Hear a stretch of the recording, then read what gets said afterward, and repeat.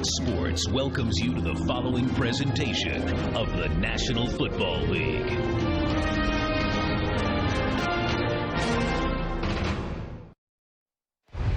After a massive evacuation over last weekend on Monday, the arrival of Hurricane Gustav. A massive local cleanup effort took place throughout the entire week, trying to restore power to better than 1 million who had lost their power. The Saints spent the entire week in Indianapolis and rolled back into New Orleans on Friday.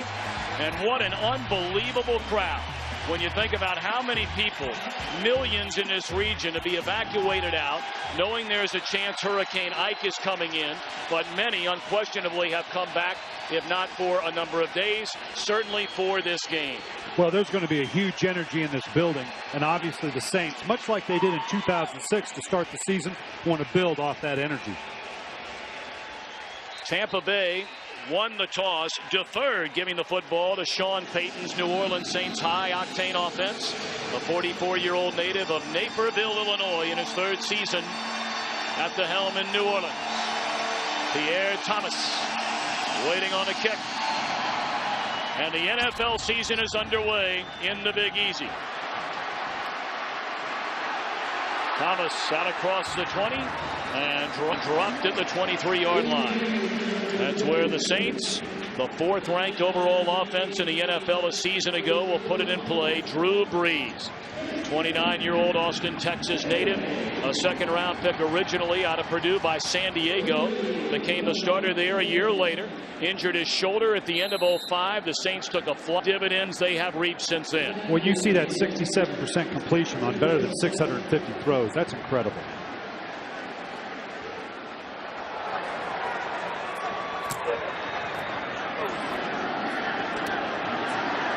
Handoff to Pierre Thomas.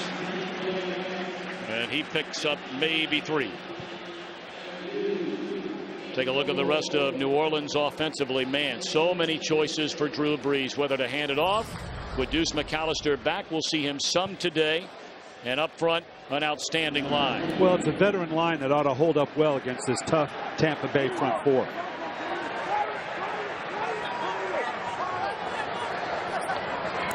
Brees, his first throw under pressure, lays it off for Reggie Bush, and that's the first down to the 43-yard line. You know, with Reggie Bush, a lot of people are questioning whether it was a good pick or not. You know, when you look at the benchmark of being a 350 carry year, he's never going to measure up to that. But when you look at both the receptions and the runs that he combines, that's a great combination. This is a good pick and a dynamic player. Bush rededicating himself, if you will, a further commitment, staying here in New Orleans during the offseason rather than returning to his home in Southern California. After a 16-yard reception, he'll get it on the ground and picks up close to 9.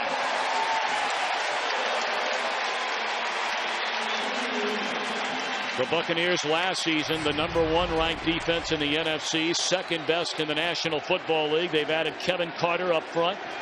Derek Brooks, the ageless one. Yeah, you know, they're an outstanding football team defensively, and they're going to have more of a rotation. Derek Brooks told us this week that they're used to rotating 13, 14 people. They feel like the depth they have, they can rotate as many as 16, 17 people on this defense. That's going to pay dividends long term. Brooks in his 14th season out of Florida State has had a Hall of Fame career unquestionably. Play blown dead before it ever got started. On the offense, 5-yard penalty, first down. You know, this is the kind of stuff when you get a nice drive going. They've had a couple plays to move down into Buck territory, and now all of a sudden, and it's predictable in the first game, certainly, but to have that procedure penalty at home, these can be drive killers. We're going to have to see if the Saints can overcome this.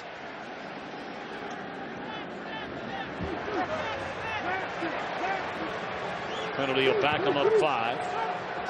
So 1st and 15 from midfield. Thomas brings it back close to the original line of scrimmage. For those of you wondering why you saw a green helmet surrounding the face of Barrett Ruud, for the first time this year in the NFL, the defense now has communication from either upstairs or on the bench, much like the quarterback on offense. Well, they've been talking about that for years. They feel like they're evened up with the offense now, communicating both sides.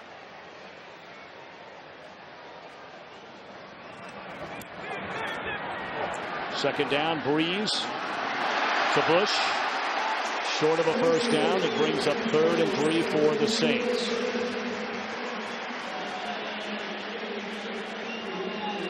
When they began to evacuate this entire area, knowing that Hurricane Gustav was coming, the Saints, of course, adhered to that, and they made their way north to Indianapolis, where Sean Payton said they had an outstanding week leading up to this game. Well, the difficult thing is they may have to evacuate again next week on their way to Washington. 3rd down. Great protection for Breeze. Looking towards the corner. Touchdown, David Patton.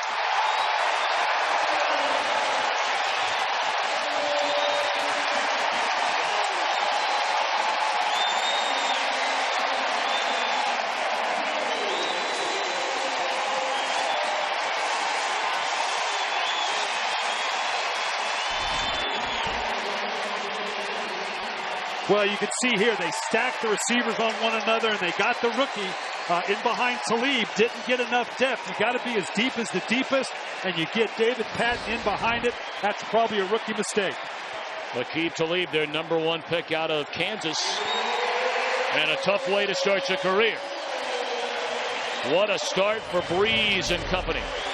They go 76 yards. Breeze hitting 4 for 4 on it.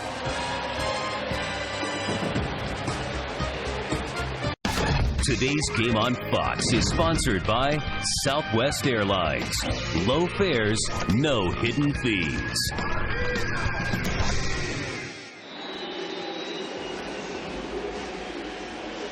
What a start for the home team. The New Orleans Saints, who set so many club records in each of the last 2 years on offense. Their opening drive of this season, they marched down the field for a score. Ball fumbled around on a line drive kickoff and covered up at the 25-yard line by the tight end Alex Smith.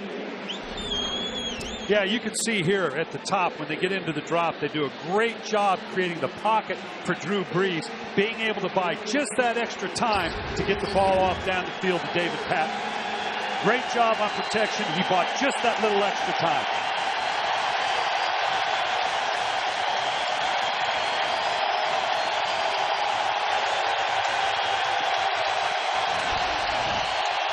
Buccaneers get the football on first down, and they hand it to Ernest Graham. He's out across the 30, picking up close to 4. Jeff Garcia, 38 years old, out of Gilroy, California, undrafted out of San Jose State. Played 5 years in the CFL, signed on with the Niners in '99. He's led 3 teams to the playoffs. He just wins games. And here's where he's dangerous, rolling out, and just throws it away. And a late flag comes in from the near sideline.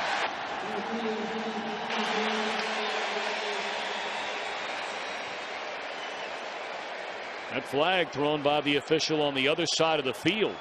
Probably indicates holding on the backside when you scramble away that backside protection. Ineligible downfield. Number 65 on the offense. 5-yard penalty. 2nd down. Like I said, it's always an ineligible guy downfield. Anytime you break the pocket, though, you run the risk of someone being downfield. Very ambitious on Tampa Bay's part with this crowd and the energy to come up and run a no huddle. Tampa Bay offensively.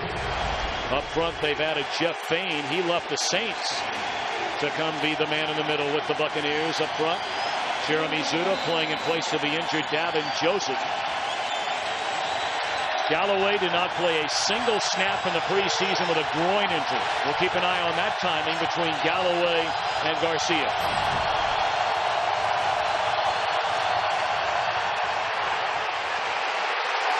Garcia dropped by Charles Grant.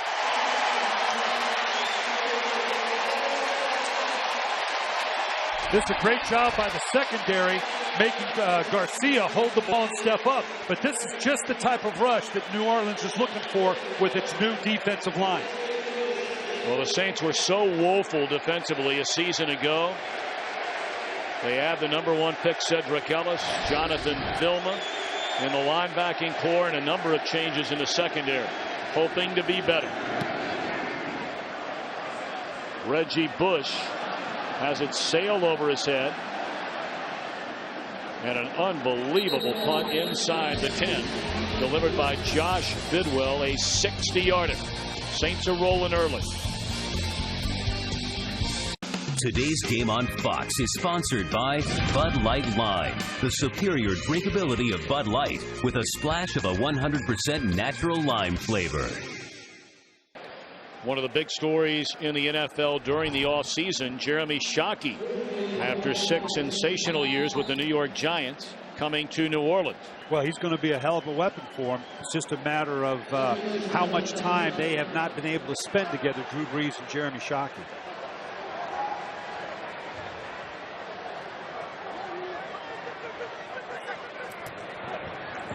Play action to Bush, and he'll take the feed from Brees. And tiptoes his way out of bounds at the 19. That's good enough for a first down.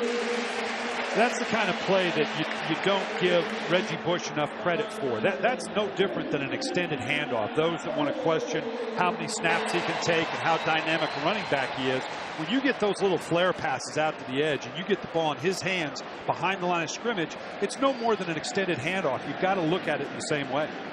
Well, the Saints 2 years ago ranked 2nd in the NFL in yards after the catch. Reggie Bush #1 and Marcus Colston #2. They're going to hand it to Reggie this time. Spins away from one tackler, but coming up from the strong safety spot is Jermaine Phillips to knock him down. Defense does a great job here of recognizing the draw. This is obviously a big play for the Saints, given the passing attack they have. So you know Monty Kiffin has drilled his defensive line to read that draw on every play. And once they saw it was draw, they came screaming in there to get a negative play.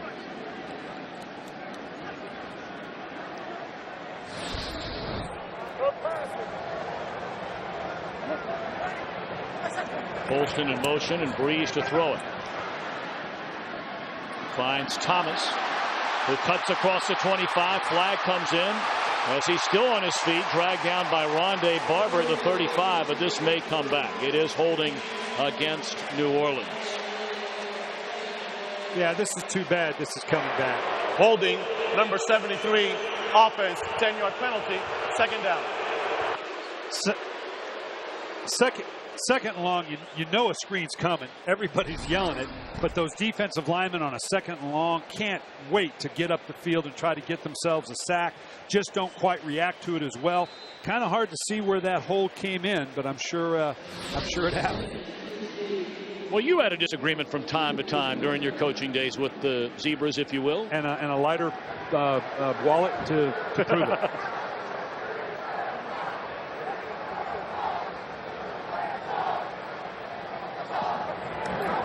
Second down and 15, and Brees drilled, and it's intercepted by Phillip Buchanan, and he will race towards the end zone.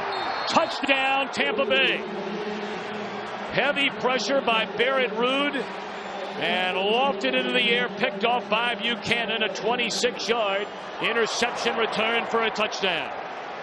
You know, John Gruden is constantly challenging that Tampa Bay defense. We've got to have points from you. And it's not in an apologetic way saying, hey, we can't do it offensively. This team prides itself in getting points off of turnovers, and he's constantly goading them. You've got to give us more. You've got to give us more. This is a huge momentum change for the Tampa Bay Buccaneers. That is a 5th career interception returned for a touchdown by Phillip Buchanan. He's only been in the league 6 years.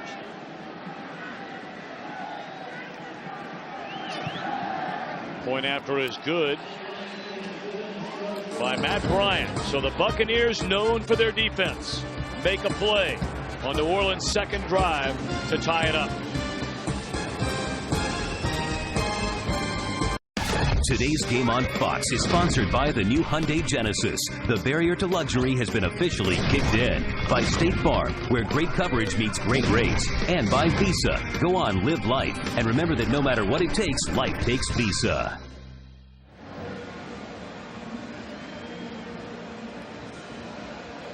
Phillip Buchanan picking off Drew Brees and racing 26 yards for a game-tying score. 8:13 to play in the opening quarter.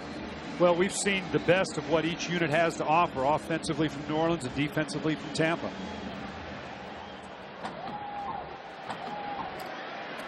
Pierre Thomas from the 1. Good blocking ahead of him and an excellent return to the 31, but a flag comes in.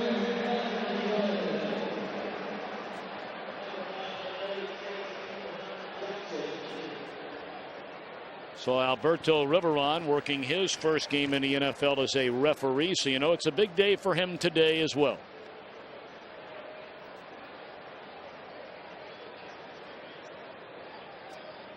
Yeah, John. There are 2 fouls on the play, both on the receiving team. Holding, number 50, that penalty is declined. Illegal block in the back, number 39, that foul will be enforced half the distance to the goal line. First down. Timeout. So they'll back up the Saints on offense, and we'll back out. Tied at 7 in the opening quarter. Great setup by Monty Kiffin, pinching the tackle inside and bringing Rudd and Cato June on a weak side dog, putting great pressure on Drew Brees.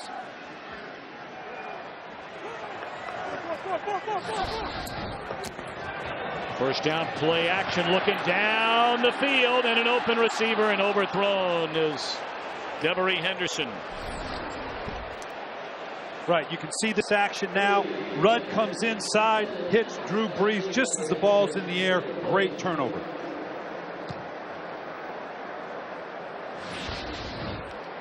Monty Kiffin in his 26th year in the National Football League, his 13th as defensive coordinator in Tampa Bay, and the father of the Tampa Cover 2, and you'll talk more about that, Brian Billick, exactly what that is, what that means as we progress during the game today.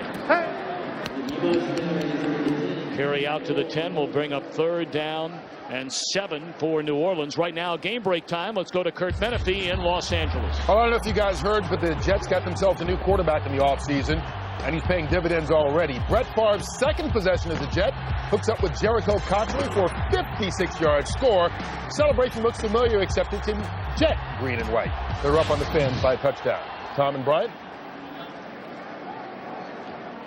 Kurt, thank you very much. Unquestionably the single biggest offseason story in recent memory, the whole Brett Favre saga. 3rd down, Brees again under heavy heat. Pass is incomplete, no flag, as the intended receiver Colston had it batted down by Tenard Jackson. Great play by Tenard Jackson here, tying that up exactly right. So often you see players come in, they can't help themselves but to get in there a little early, tying that up just perfect, wrapped around, did not affect the receiver at all. Good non-call by the officials.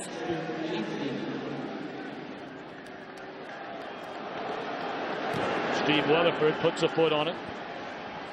And the rookie Dexter Jackson out of Appalachian State touches it for the first time.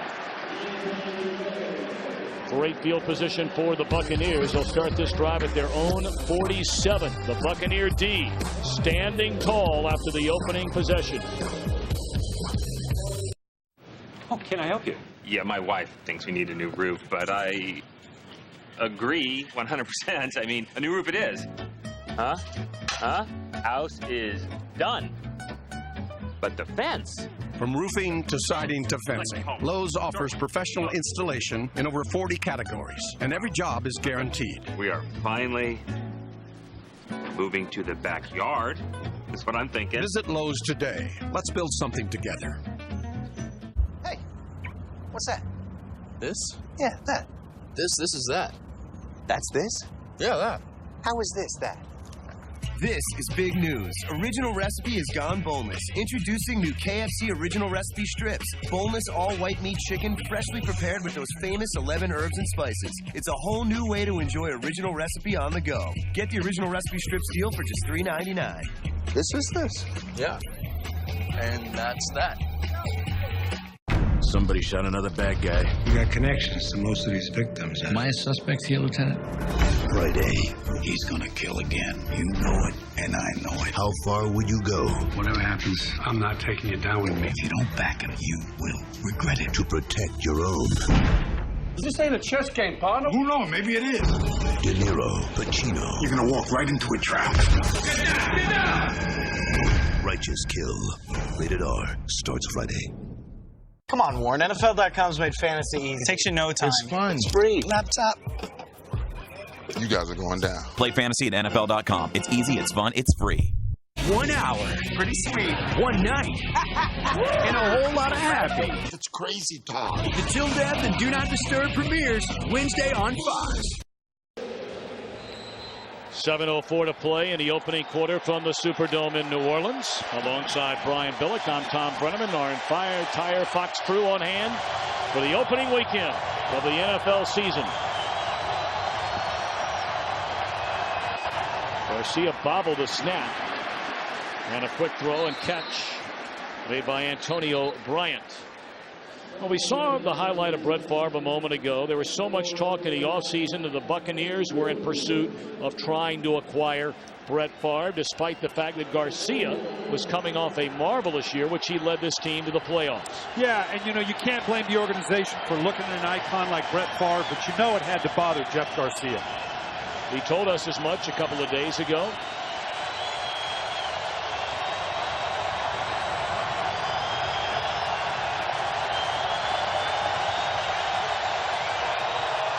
Out of the shotgun, Garcia steps up, delivers a strike, and officially welcome back Warrick Dunn. In his 12th season out of Florida State, originally drafted in the first round in '97 by the Bucs, spent 5 years there, the last 6 in Atlanta. Well, Jeff Garcia checked specifically to this, and the way he went to him so quickly, this was his primary target. He wanted to get the ball out of his hand quickly. Saw something in the New Orleans defense to indicate that he could get that done. A gain of 11 for the Saints' 38-yard line. They'll stay on the ground with Dunn, and he is smothered at the line of scrimmage. We talked about the relationship between Gruden and Garcia, and that's got to be a special relationship between the head coach and the quarterback. And it's tough when, as the head coach, you've got to look at someone like a Brett Favre and decide, should we add him to the organization? It doesn't mean you don't like the guy you have. He and Jeff, I'm sure, have a good relationship. But in talking to Jeff, you could tell it did bother them.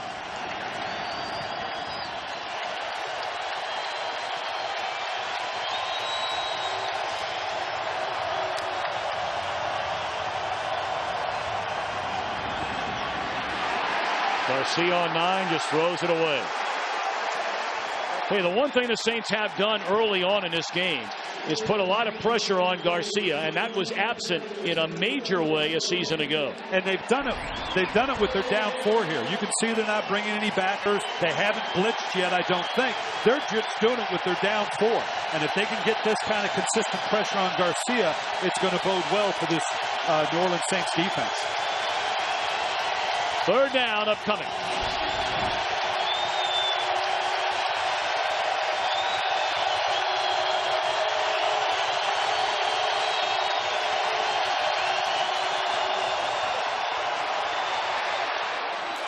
Thrown behind the intended receiver, Joey Galloway. We talked earlier about how Joey Galloway missed virtually the entire preseason. And we've got a player down here. I believe that is Antoine Lake. If that's 96, it is. Or is that the number 1 pick, Cedric Ellis? Hard to see whether it's 96 or 98. It is Lake.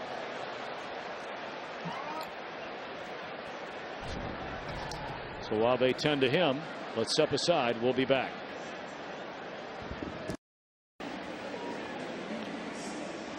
Six-year defensive tackle out of West Virginia, Antoine Lake, was able to walk off the field with some help. And they'll continue to take a look at him down on the Saints bench. Both Joey Galloway and Jeff Garcia lost a great deal of time in training camp. And I think we saw a little bit of evidence right there.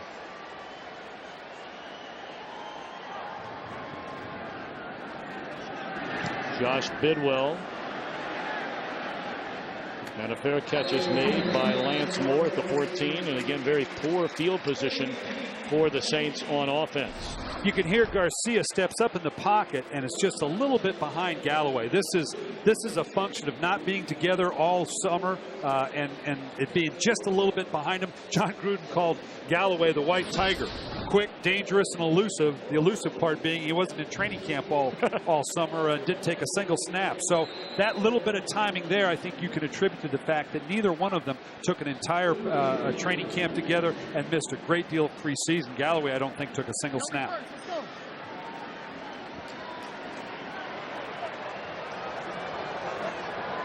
The last 3 Saints drives from their own 9, their own 6, and now their own 14, and they're going to back them up even more than that.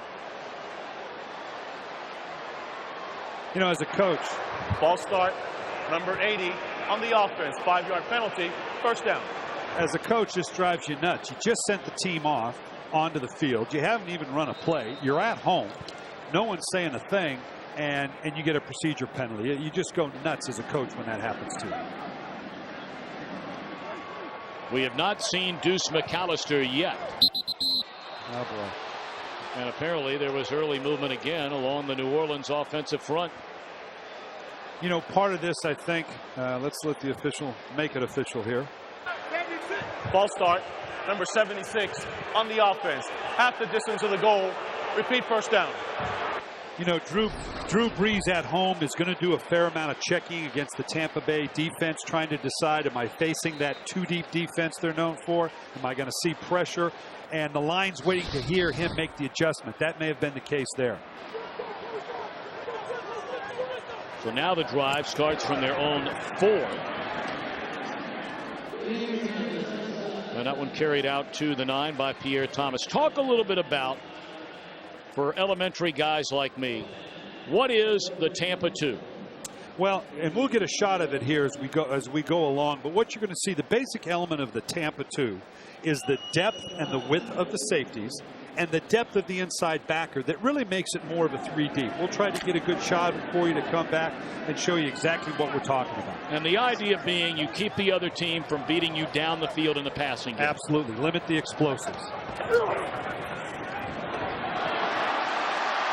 Thomas still on his feet and lunges out to the 25-yard line. They'll spot it at the 26, a gain of 18, and that's the first down.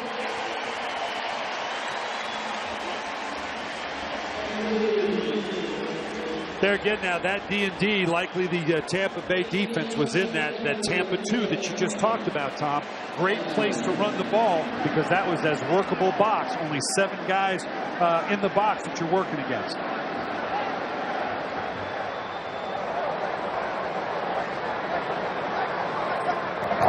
They're packing that box on first down and thus nowhere to run.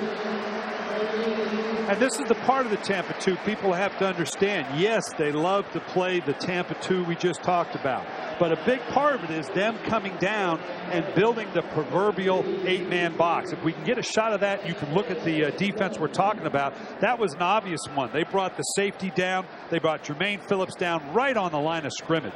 And it was a very definitive box. We'll get a chance to show you this in a little bit, to show you that 8-man front.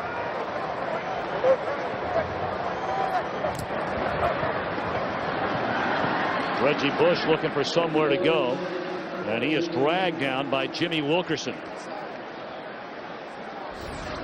What we're talking about is how many people are down in this area right here. Right here, it's easy to see with the number count. 1, 2, 3, 4, 5, 6, 7. As long as they give them 7 people in that box, they're going to continue to try to run. It's when they bring one of these safeties down from that depth and try to build and add an 8th man to it, that's where you're going to have a tough time running the ball. With the idea being that you have more defenders and they can block. Absolutely. It's a simple number and angles there. Pass thrown behind the intended receiver on 3rd down. And some trash talking going on the far side. The Saints have to punt it away. Time for a game break. Let's check in from Los Angeles with Kurt Menefee. Tom, a scary moment in New England. Keep your eye on the left knee of Patriots quarterback Tom Brady. Bernard Pollard accidentally, it appears, hit it with his helmet. Nonetheless, Brady left the game with a knee injury. His return listed as questionable. Matt Castle now in at quarterback for the Patriots, Tom. Flags down on the punt. Dexter Jackson from the 18. And he falls down at the 23, but again, flags all the way back at the original line of scrimmage. No, that ain't it. It's the one before this.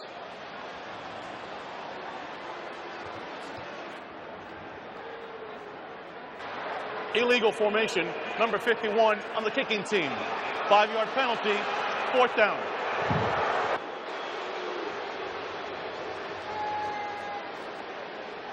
Right now, penalties are definitely playing a factor in this game. It's pinned down New Orleans a couple times.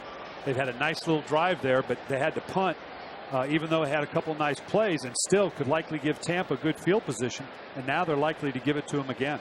That is already the 6th penalty against the Saints in the first quarter of this season. And they've been the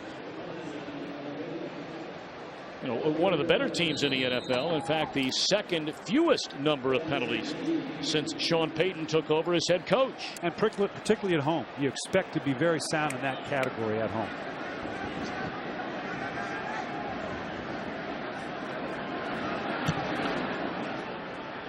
Weatherford. And again, it's Jackson from the 32. Tries to come the other way. He has electrifying speed. A flag is down. And out to the 39-yard line. You got to believe this could be a block in the back after he shifted directions. And here it is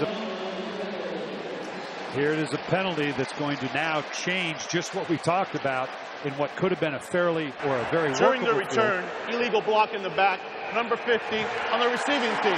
10-yard penalty, 4th down. This is now going to back them up even more, and particularly when a returner changes direction like this unexpectedly, you typically get that kind of block. Clearly blocked in the back. Good call by the officials. Kind of set up by the way that Dexter kind of moved around and okey-doked his return there a little bit. What was that term? Okey-doke. It's a technical term. It is? It is now. First down and a big run, the first of the day for Ernest Graham. Last year he took advantage of injuries to Cadillac Williams. And of course Michael Pittman and rushed for nearly 900 yards. This is just a downhill right down your throat. I like the way Tampa is responding to the little challenges that have been thrown at them, whether it be a penalty, a big play against them. They're showing a lot of poise right now.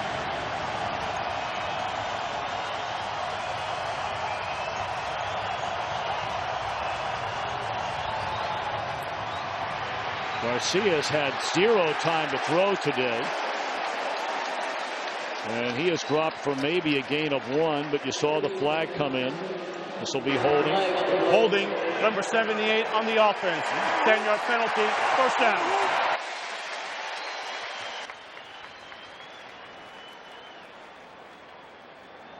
You know, typically when a quarterback steps up and takes off like that, and all of a sudden you find is leading you, it's kind of hard not to want to reach out and grab them. I'm not going to try to make an excuse for Spears right now, but typically that can happen.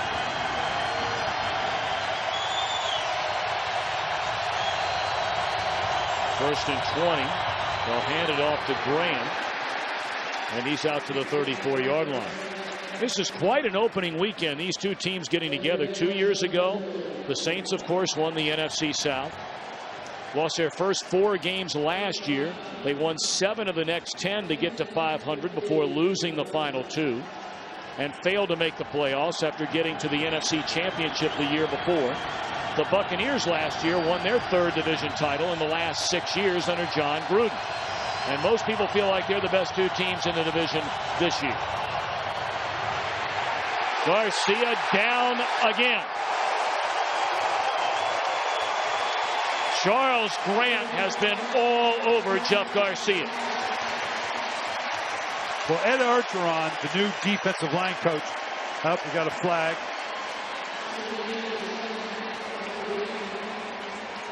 Evidently not. You know, Ed Orgeron, the new defensive line coach has got to be loving what he's seeing from his troops right now. They're getting That is pressure the end of the first on quarter. Tampa Bay with just their down 4. You couldn't dial this up better, particularly starting with the young corners they have outside. 1 quarter in the books. The Bucs and the Saints even at 7. You're watching the NFL on Fox.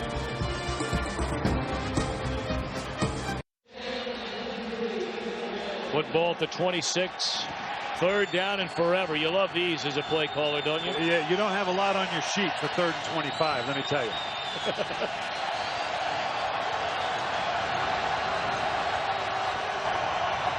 They're going to hand it off.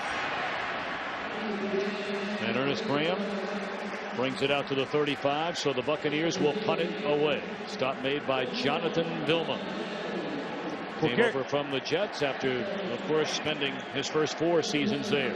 Gary Gibbs has got to be very pleased with what he's seeing out of the Saints defense right now. They've addressed some of the issues, pass rush, getting a team off on 3rd down, not giving up a big play. He's got to be very pleased with his defensive group. Gary Gibbs in his 3rd year as defensive coordinator. Reggie Bush swarmed by the punt coverage team of the Buccaneers. New Orleans back on the field offensively, trying to do something, anything, since their first drive against this Bucs defense. Today's game on Fox is sponsored by Facebreaker from EA Sports Freestyle. Rated T for teen. In stores now. By Miller Lite. When it's game time, reach for the original Miller Lite. Great taste, less filling. By FedEx, your ultimate NFL air and ground player. And by Ford. Drive one.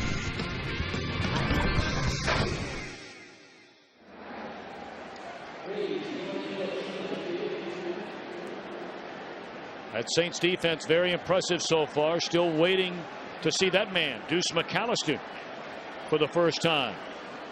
Coming all the way back from a pair of knee injuries, one of his torn ACL. Reggie Bush the carry and loses a yard. We talked about last weekend. They knew that Hurricane Gustav was on the way in these parts, so the Saints went up to Indianapolis. And they have fabulous facilities, we know, up there. Yeah, they did. They were really appreciative that the Colts allowed them to do that. And they did gain to a degree in terms of as a training camp mentality. You're there for a specific purpose, not worried about the external things that are going on around you. Drop it off to Shockey. That's his first catch for the New Orleans Saints. They didn't get much. Well, they're excited about finally getting Shockey involved. Obviously, they're going to need more from him. But here you can see, we talked earlier about the 8-man box. You can see right from the get-go, right in here. Now, if you put the number count together, you've got the 7 we talked about earlier and a hard 8th man. That's the difference we're talking about when we say a 7 or an 8-man box. 3rd down and 6. A short drop, and that's Colston's first catch, and he is leveled by Savvy Piscatelli, a 2nd-year safety out of Oregon State. Well, they really like Piscatelli. He was injured last year, but played very well during the preseason. And a big hit to deny a first down there.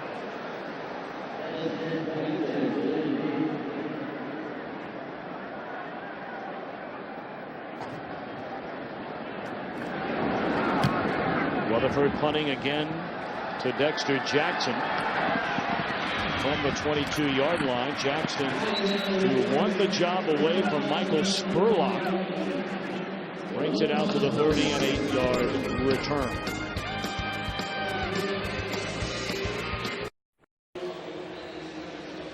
Haven't seen much smiling from Jeremy Shockey in a long time. As most know, last December during the Giants' run into the playoffs, he broke his left leg in a loss to the Redskins. And after spending his first 6 seasons with the Giants, he just picked up his first catch in his first year with the Saints. First down carry for Ernest Graham up to the 35, a pickup of 5. You know, Ernest Graham was a real workhorse for him last year when they lost Cadillac Williams. Really made a place for himself on this team. Tough, hard-nosed runner. Now that they've got Warwick Dunn back, they give you a nice changeup in their 1-2 punch at running back. See the 10 rushing touchdowns for Graham. In fact, he scored a rushing touchdown in 6 straight games. They'll get it again. Nope, they play fake to him. That's the tight end, Alex Smith. And that's a first down out to the 43-yard line. Let's check in again with Kurt Menefee from Los Angeles. Well, on our pregame show, Michael Strahan said, watch out for Michael Turner. The Detroit Lions didn't listen. 66-yard touchdown run for the Falcon running back. He's got 2 touchdowns and 135 yards rushing. And they're not even at halftime yet, Tom and Brian.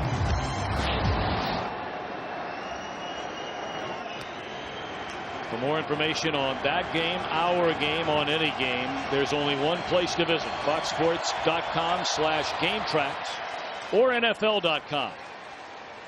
Well, the play clock winding down to 5. A timeout is called. Mr. Gruden looks none too happy about it.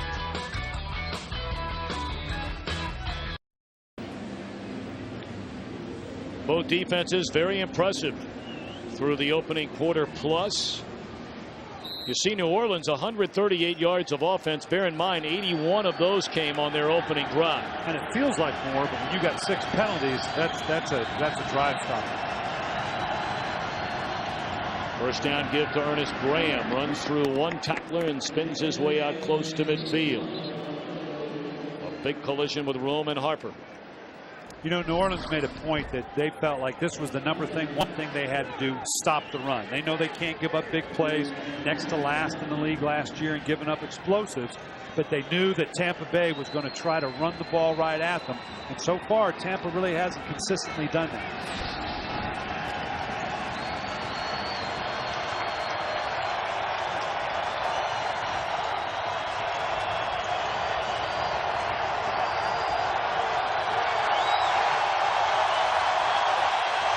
Just do get the play off. And a strike fired right in there to Ike Hilliard. And that is a first down. Hilliard grew up here in New Orleans. He is a nephew of former Saint running back Dalton Hilliard. This is twice now we've seen Jeff Garcia change the play at the line to go to something very, very specific. First was a little flat route by the back. Here he took the slot man, replacing the inside backer for a first down.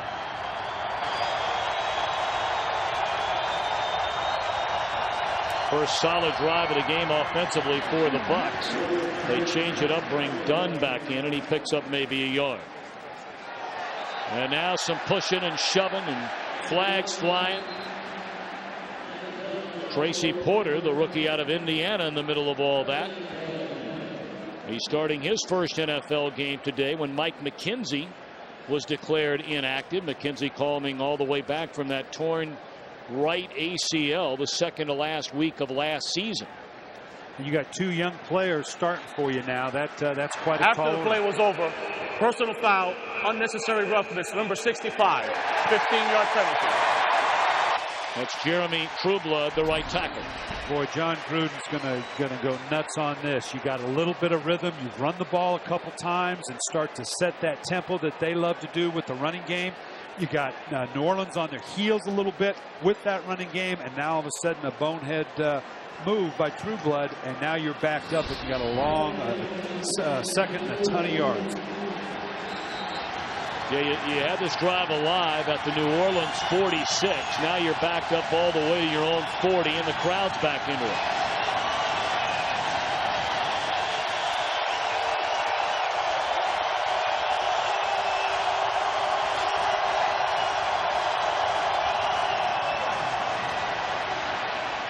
Screen and read beautifully. Jonathan Vilma takes down DJ Askew. First time he's touched the football today. 3rd and long upcoming. Yeah, you're going to see Case Fajarn come down here into the box. They're also capable of building this 8-man box we keep talking about, because Gary Gibbs knows that they've got to stop the run. And in this D&D, you could expect the draw or the screen that you saw.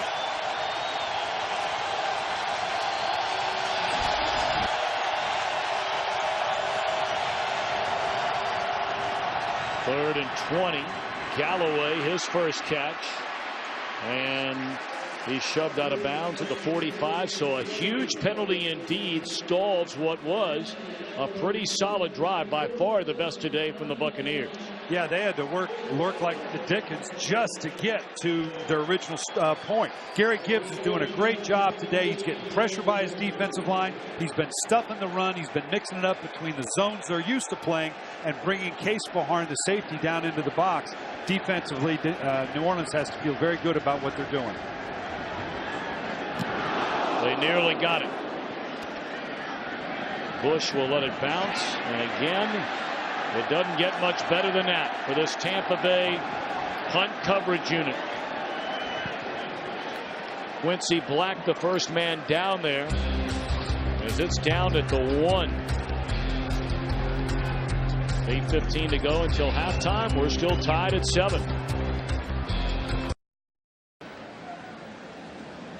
This is classic special teams play. Richard Bisacca's got to be very pleased with Quincy Black. You've got to constantly know where you are on the field. If his foot so much as touches that line, that comes out to the 20-yard line. Great job pushing it back. Coach is fired up because you work hours and hours on the field to make that happen, and you see it show up on the field. And again, horrible field position for the Saints. They're going to throw it on 1st down, and it's a gain of 11, and a lunge ahead for Colston, picks up closer to 14. Marcus Colston, a 252nd pick in last year's draft, grew up in Susquehanna Township, PA. You know, this guy is a marvel. To get this guy as late in the draft as they did, big, physical, set a record for completions in the first 2 years of his career. What a phenomenal pick.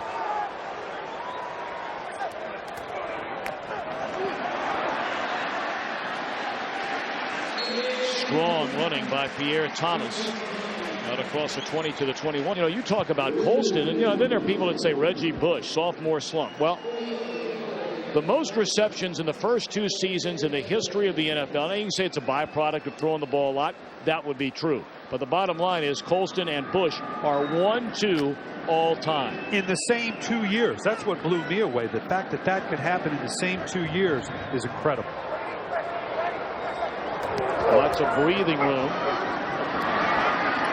And Thomas again will bring it out for a couple of tough yards. And let's check in once again from Los Angeles with Kurt. Well, the Jets lost their kicker, Mike Nugent, with an injury. But when you've got Brett Favre, weird things happen. They have to go for it on 4th down because they don't have a kicker. What does Favre do? Survives, keeps it alive, and finds Chancey Stuckey for a 22-yard score. The Jets missed the 2-point conversion that they had to go for and lead it 13-7. Tom and Brian? Thank you very much. You see Brett Favre doing stuff like that, and God, you love to see it. But the question is that the Brett Favre before 2005 and 6, where there's a bunch of interceptions as well, or is it the Brett Favre of 2007, where play after play he gets them into the playoffs and the championship game? But point blank, if you're a head coach and you had a chance to get him for this season, would you have done it? Well, I faced Brett Favre for 8 years in Minnesota. It would be awful hard to not take Brett Favre. Clearly, the Green Bay Packers felt like they were going to get the Brett Favre in 2005 and 6, and the New York Jets said, we think we're getting Brett Favre in 2007.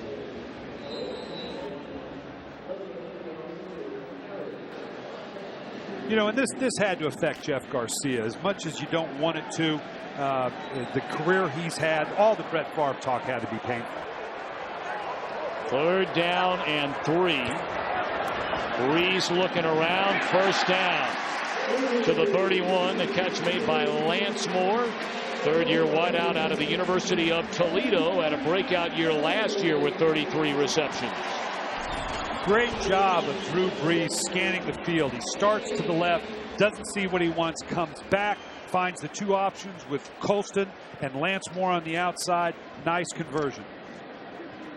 Well, it's been on again and off again for Brees in the Saints offense. Drew started 6 for 6 on the opening drive. Missed on his next 4. Has now completed his last 4. And on 1st down, he just lost a dangerous throw, and the ball is loose. This is a live ball, and picking it up and still on his feet and tiptoeing down the sideline and into the end zone. We're waiting to find out if this ball is a live ball is Cato June. I believe they're calling this incomplete.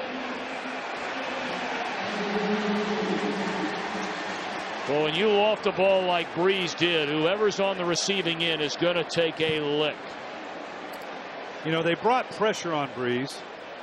And typically when you see a veteran quarterback loft the ball like that, sometimes it turns into a huge gash because there's nothing behind it. But if they've got a zone in behind it and you can't see what's out in front of that receiver, you end up having something like this. This was Rondé Barber coming up to put the lick on Bush. Yeah, he clearly did not have possession, and clearly it wasn't behind the quarterback, so this is a good call by the official. Boy, this would have been lethal had Tampa Bay come up with this and turned it into a score. You take another look at that, you're quite sure that's an incomplete pass. That last angle we had, it looked like Bush had possession and made at least 1 or 2 steps. You be the judge. The rule says you have to have a football act, and I'm not sure he took that next step or had enough control. If they'd have called that a completion, I think you'd have seen the challenge. So I don't think he had what the referees will say, conduct a football act after the catch. Well, John Gruden's talking it over with the officiating crew over on the far sideline. No challenge has been made yet.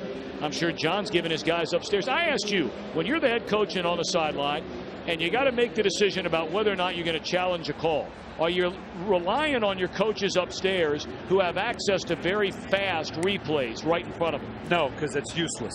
And I'm going to get myself fined again. But the replay system needs tweaking, in my opinion. The coaches upstairs, the view they get, how quick it comes, it varies from stadium to stadium.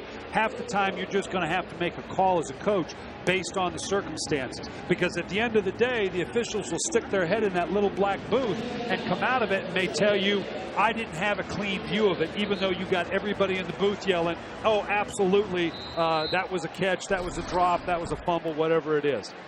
Yeah, I think this is a good call. I don't believe he has control of the ball. I think that's an incomplete pass. And that's exactly the way they ruled it.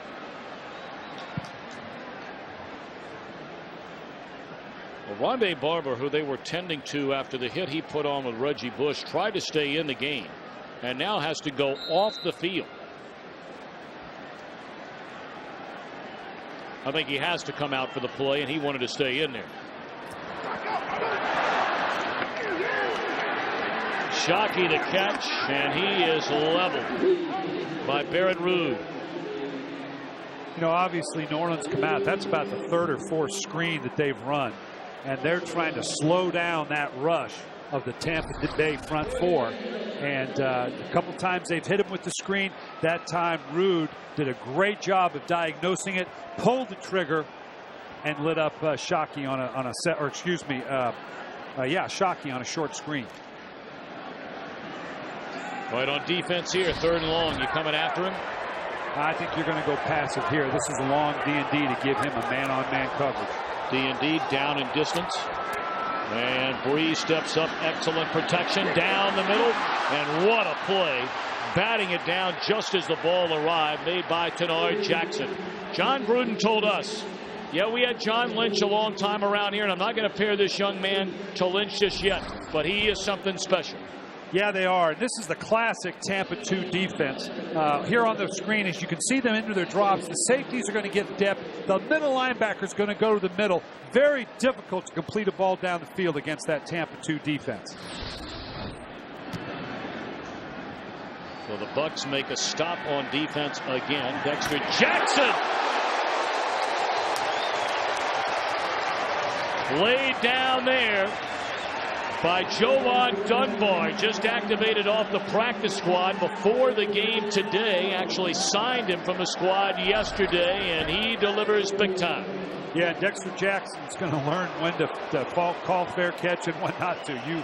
You're not going to last real long in this league. You leave yourself susceptible to those kind of hits.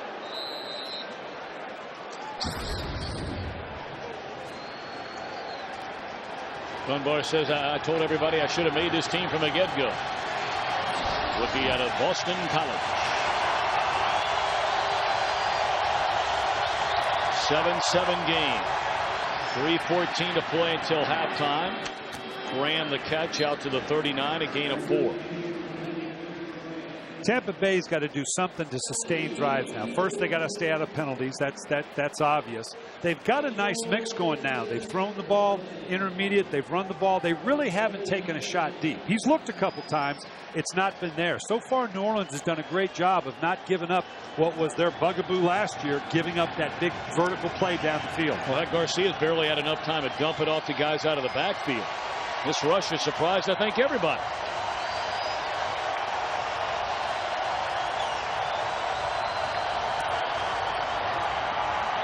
Graham met head-on by Vilma. Vilma burst on the scene in 2004 with the Jets, was the NFL's Defensive Rookie of the Year.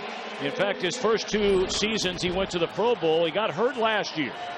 Well, Vilma adds a level of athleticism on their linebacking core that, frankly, they've not had the last couple of years. They needed to get quicker, more athletic in their linebacking core, and Vilma does just that for them in the middle. 3rd and 6.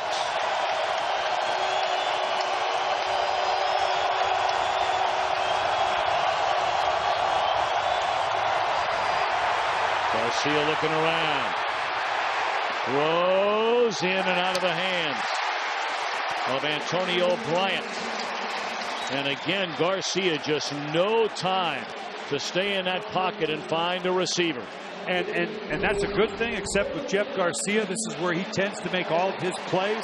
This scares you when you see him running around like this. He's just got really no place to go with it. As he said, this is kind of controlled chaos for him, and sometimes it looks like that, chaos.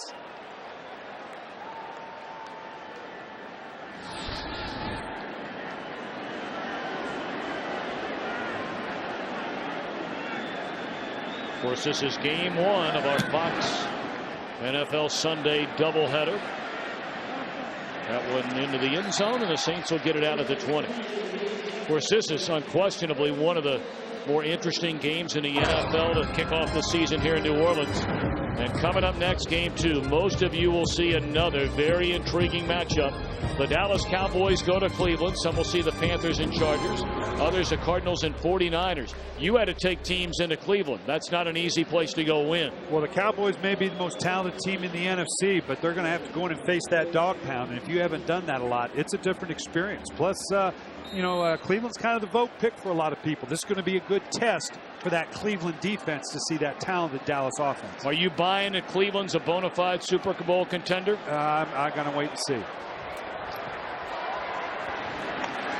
Catch made by Moore, close to a first down. Meanwhile, for the Dallas Cowboys, coach, your impression of them? I mean, they won 13 games last season, lost only 3 times. Well, for Dallas, it's all about what they do in the playoffs. Here, it's great protection for Drew Brees.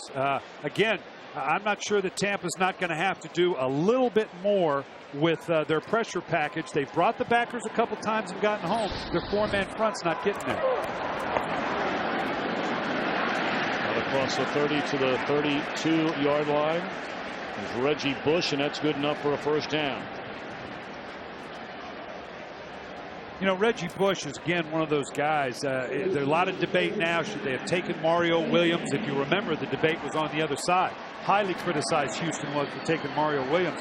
I think Reggie Bush is still going to be a big impact player, but he's got to work in tandem with another back.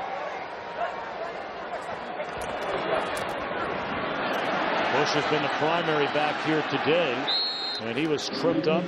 And again, it is Tenard Jackson. Jackson is all over the field, as John Gruden told us during the week he suspected he might be. Well, Tenard Jackson and Jermaine Phillips are that 2 young secondary guys, safeties that we talked about, maybe one of the best in the National Football League. We've reached a 2-minute warning. Today's game on Fox is sponsored by Burger King. Have it your way.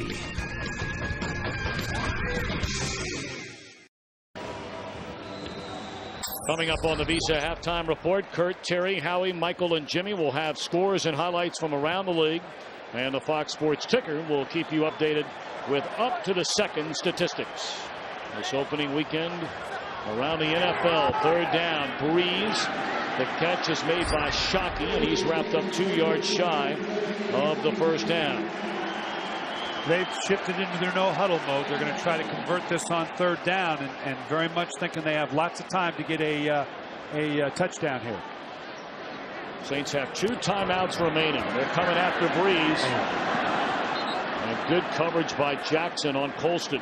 See, now that's the tough thing. You could make the case you huddle up, you get the third down, then kick into the 2-minute mode. By going into no huddle, you stop the clock with an incompletion. You've now given Tampa Bay, unless they really get pinned with the punt, a chance to now kick in with a minute 36 left to get into their 2-minute mode with a very dangerous quarterback like Jeff Garcia. Both teams have pretty much been completely shut down after that opening drive spanning 81 yards and a touchdown for New Orleans. That one into the end zone. So the Saints, with 1:01 to play until halftime, will start this drive from their own 20. Well, Brian Billick, when's the last time you started a football season where you won a coach at any level? Oh, gosh. It's been 38 years since I've not been on a sideline during the season. Well, you got a half under your belt. Are you missing it? Well, you know what? We don't want you to miss it. I got a heck of a view. I got TV monitors in front of me. I got people bringing me something to drink. This life's pretty good. I kind of like this. Well, we're thrilled to have you with us. I am thrilled and to be here. Looking forward to Thank a great season. Appreciate you taking care of the rookie here. Please. I'm just going to ride your coattails for a while, if you don't mind.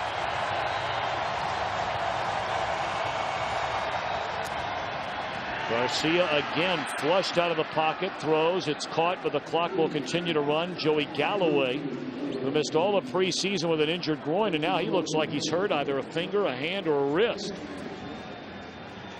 This is where Garcia's lethal. His ability to move around the pocket. Coming away with 3 points here would be huge for Tampa Bay.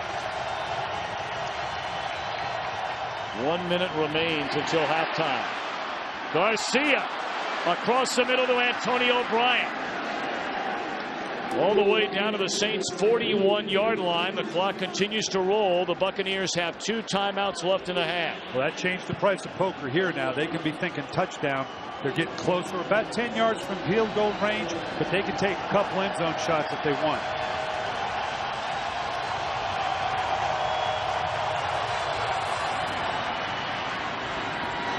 Catch made by Hilliard down to the 32-yard line, and they will call a timeout. They have 1 more left. 29 seconds remain in the second quarter.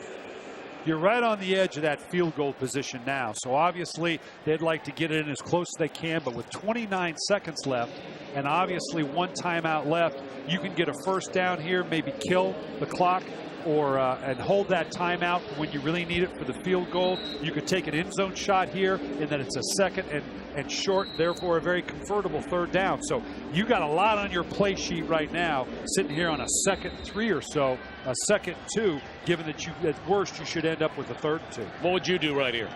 Let me see what works, and I'll tell you what I would have called. That's one of the nice things about being in the booth. We'll call it 2nd and 2 officially.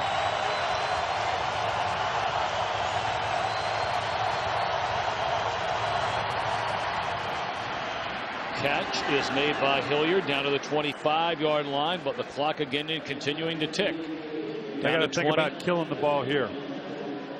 That's what Garcia's going to do once everybody's set, and he'll spike it. See, now with 14 seconds, you got a timeout in your back pocket. It's 2nd down. You can do whatever you want with this ball. You got to be smart with it. You've got just the guy to do that, Jeff Garcia. But you can take any kind of shot you want. Doesn't necessarily have to be to the end zone.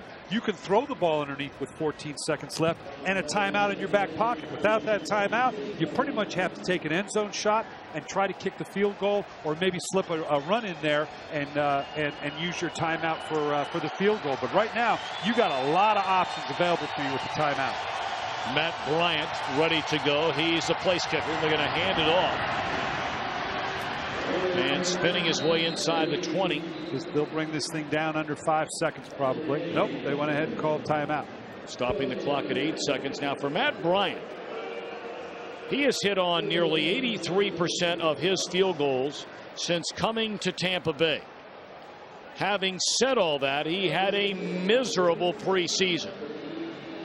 He missed on 5 out of 12 attempts, 3 of those inside the 40. And earlier in the week leading up to this opening game, they worked out a number of kickers on Monday. Well, if he misses this one with what Tampa Bay's done to put them in position to go up 10-7, you may have another cast of thousands showing up on Monday to try out for this team. A 37-yard field goal try. And when a season starts, he's money. He hammers it right down the middle. So for the first time today, the Buccaneers have a lead, 10-7. Well, you can cancel those flights. He gets to hold on to his job for another week. But this was, you couldn't script this better for Tampa Bay.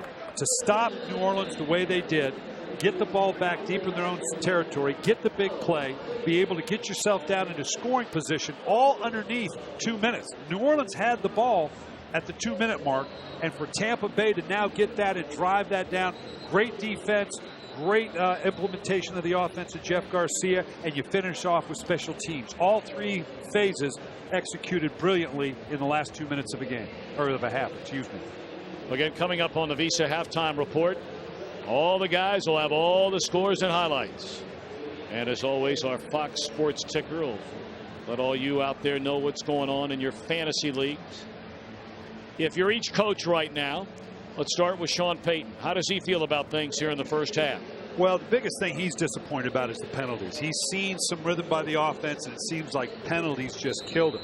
He's got to feel great about his defense. But this last sequence where Tampa went up, that's one that you got to kind of snap your guys into focus, because this game's in jeopardy.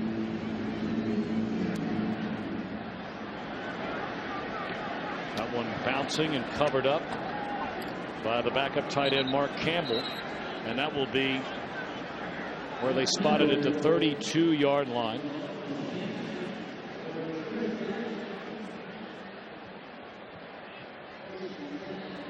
He's wondering how in the world that happened. And no clock ticked off. Well, the only thing I can imagine is that the players, when they recovered the ball, were in an indefensible position, and therefore they're saying the play was dead. I'm not sure that 3 seconds shouldn't have run off the clock. Evidently, they're going to have to take one more snap. And Drew Brees apparently will take a knee. So after the Saints went 81 yards on their opening drive, nothing thereafter against the Tampa Bay Buccaneers defense. 10 unanswered from the Bucs. The Visa halftime report coming up after these messages. Welcome back to the Superdome in New Orleans. 10-7 Tampa Bay in front of the Saints in this NFC South clash. Todd Brenneman alongside Brian Billick, and the sort of game in many ways we expected. Are you surprised how well the Saints have played defensively?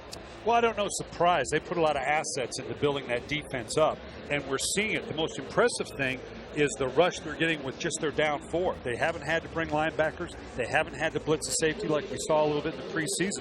They're getting a solid rush with their down four linemen. They've got to be thrilled about that. Now, you talked about an X factor perhaps in this game, the play of Jeff Garcia. We talked about it earlier, Coach. You know, his numbers may not be great, but his team's winning. Well, and you saw it in that last drive. That was a vintage veteran quarterback drive. Not a lot of big plays down the field until we saw that 2-minute drive that got them in scoring position. In the opening half, Garcia hitting on 11 of 16 for 102 yards, was under heavy pressure. Yeah, New Orleans has got to be thrilled to death with the pressure they're putting on Garcia with just their down four linemen.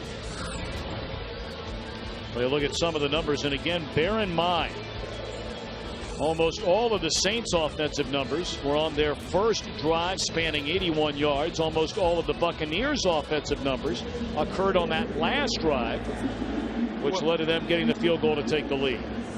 So the Buccaneers will take the football to begin on, and is short of the 20. Joining us as part of our broadcast. As far as those penalties in the first half for Coach Payton, he had no comment. Tom, Coach, back to you. Well, Eric, it's great to have you with us here. To hundreds of civilians in this area forced to leave their homes again during. In fact, he and his family were over at the holding number 78 on the offense. 10-yard penalty. Just to finish that thought, actually, but Tom Benson just bought the local Fox affiliate on television here in the area. Owns a TV station where Eric works, and that's where he set up shop.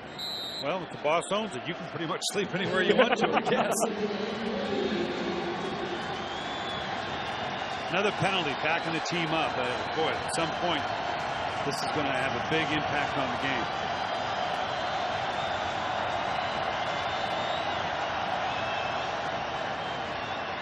Hand off to Warwick Dunn. Cuts it back to the inside, and a pretty nice pickup for Dunn out to the 23-yard line.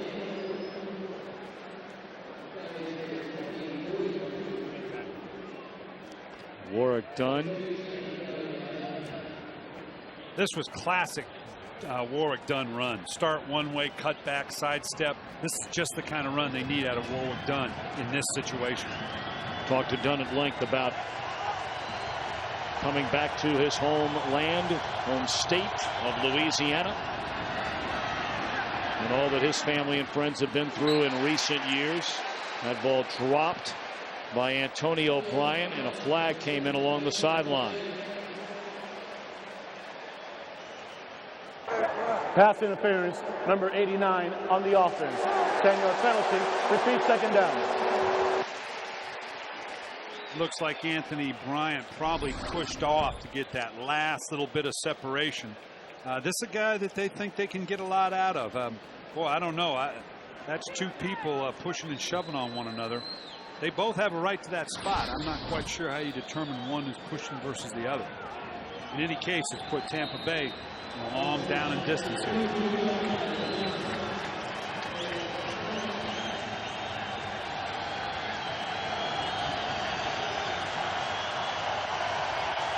Second down and 27 from their own 13.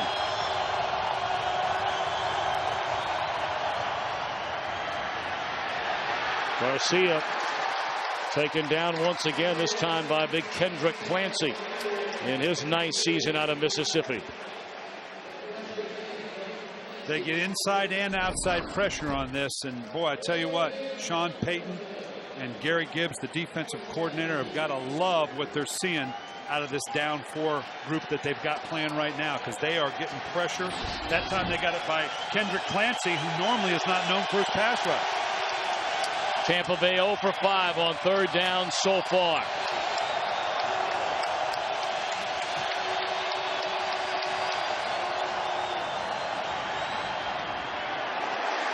Catch made by Galloway, but wrapping him up is Randall Gay. Came over as a free agent from New England, won a couple of Super Bowl titles there. Now this is where New Orleans, like Tampa did in the first half, they've got a good solid 3 and out.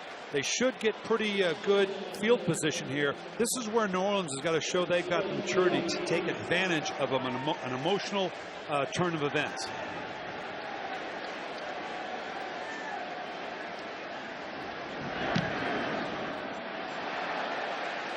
That one punted out of bounds. We'll see where they spot it. That's all the way at the Tampa Bay 48-yard line, just a 30-yard punt. So Gay denying big yardage from Galloway. The Saints get it when we return. Today's game on Fox is sponsored by Southwest Airlines. Low fares, no hidden fees. By Windows. By DirecTV. Now get over 130 of your favorite channels in HD. And by Cadillac. Introducing the 2009 Cadillac Escalade Hybrid. You see on the uniforms, we've seen on the playing field the initials GU 63. Hall of Fame offensive tackle from the Oakland Raiders, Gene Upshaw. In his second career, the head of the NFL Players Union, and sadly passed away just recently. And certainly our thoughts and prayers are with his family and so many, many friends. You know, Gene Upshaw in a very difficult position. His loyalty to the league, the history of the league, obviously his obligation to the players. This league, how it works and functions, is going to have Gene Upshaw's fingerprints all over it for a long time to come.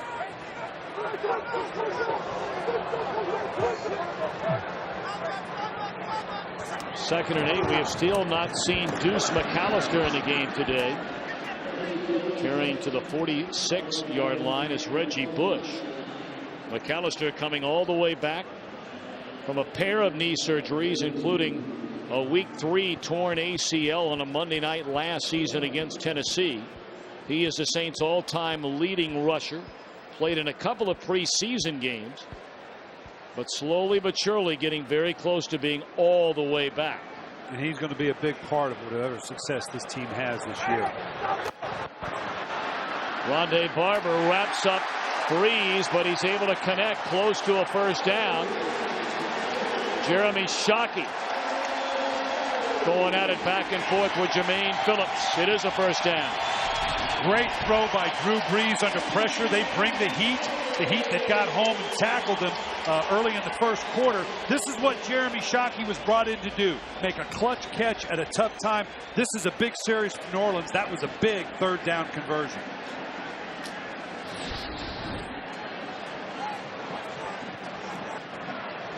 Shockey 371 career receptions as a New York Giant. Breeze dumps it off to Bush, and Brooks had him wrapped up, and Bush escaped for a couple of extra yards.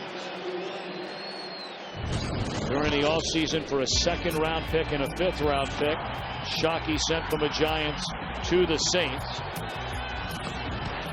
Played in Pro Bowl, 4 Pro Bowls with the Giants. A very intense, hard-working player. And that hard-working part is the point that I like the best. No matter who you talk to, like him, don't like him, they all talk about his passion and his work ethic. Quick slant. And an incomplete pass. Caught by Colston, and he took a lick again from Rondé Barber. Boy, Barber, here in his 12th season out of Virginia, he'll still put a hat on you. Yeah. Very physical player, very savvy player, can read what's going on here. They just want what's called a real one-step slant to Colston, big target, and he reads it quickly, comes up and makes the tackle. Another long third down for New Orleans. You know, Tampa Bay let him get off the hook last third down. Now they got to stop him on this third and long. They're 3 for 8 so far on third down. And the ball is snapped by Breeze, and having it covered up all the way back at their own 45-yard line is Pierre Thomas. What happened there? Boy, clearly a miscue. Breeze had to point out a protection concern. He was either talking to the line or the running back about who he wanted them to pick up, who the mic was, and the center misunderstood, being in the gun. Once he had moved his foot right there, that signaled the snap. The center thought it was time to snap. He wasn't listening to what Drew Brees was doing. Somehow the miscue, that's lethal. Bear in mind, that's a new center now. Jeff Fain, the starting center for the Buccaneers, was the starting center for Drew Brees the last 2 seasons in New Orleans. And that's not to say Jeff Fain, had he been there, they wouldn't have made the same call. But they have a lot of faith in Jonathan Goodwin. Boy, something was a miss there, and took them out of scoring opportunity. Tampa Bay with the football, 9:55 to play in the third quarter. And the Buccaneers with a 10-7 lead start this drive at their own 22. They're coming after Garcia. Vilma just a step late. Dropped off to Askew, and he picks up close to 2. You're really beginning to see New Orleans begin to step up its pressure packages. They've got good pressure by its down 4. They brought the inside backers, much like Tampa Bay did in the first quarter. They're bringing the linebackers around on a stunt, and they're changing up their pressure package. This is a good job by defensive coordinator Gary Gibbs. Called a gain of 3, 2nd and 7 for Garcia and the Bucs. And Garcia, again, just another dink and dunk to Graham, but a decent pickup of close to 5. It'll bring 3rd and 2. You know, Tampa Bay is accused of dropping the ball off too much, dinking and dunking. Although last year they really had a fair amount of explosives. I think they had 55 pass plays of 20 yards or more. So they are more explosive than they're getting credit for. They just haven't, other than at the end of the half, haven't had that big play yet today.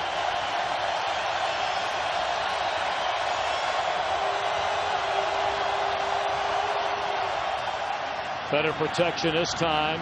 And Garcia just missed an open receiver. Davis thrown a little bit behind him. Perhaps a catchable ball. Alex Smith, I beg your pardon. Well, we've seen that twice now on third downs, and this could be a function of Jeff missing so much of the preseason where the balls just don't quite have that accuracy you need in that type of pass. That's twice now on third downs that the ball's been just a little bit behind.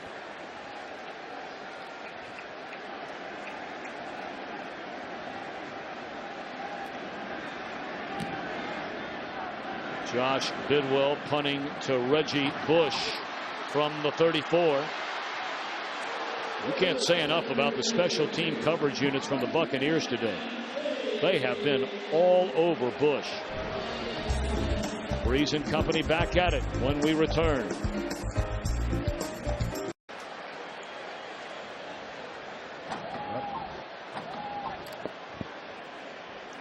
.8:24 to play in the third quarter.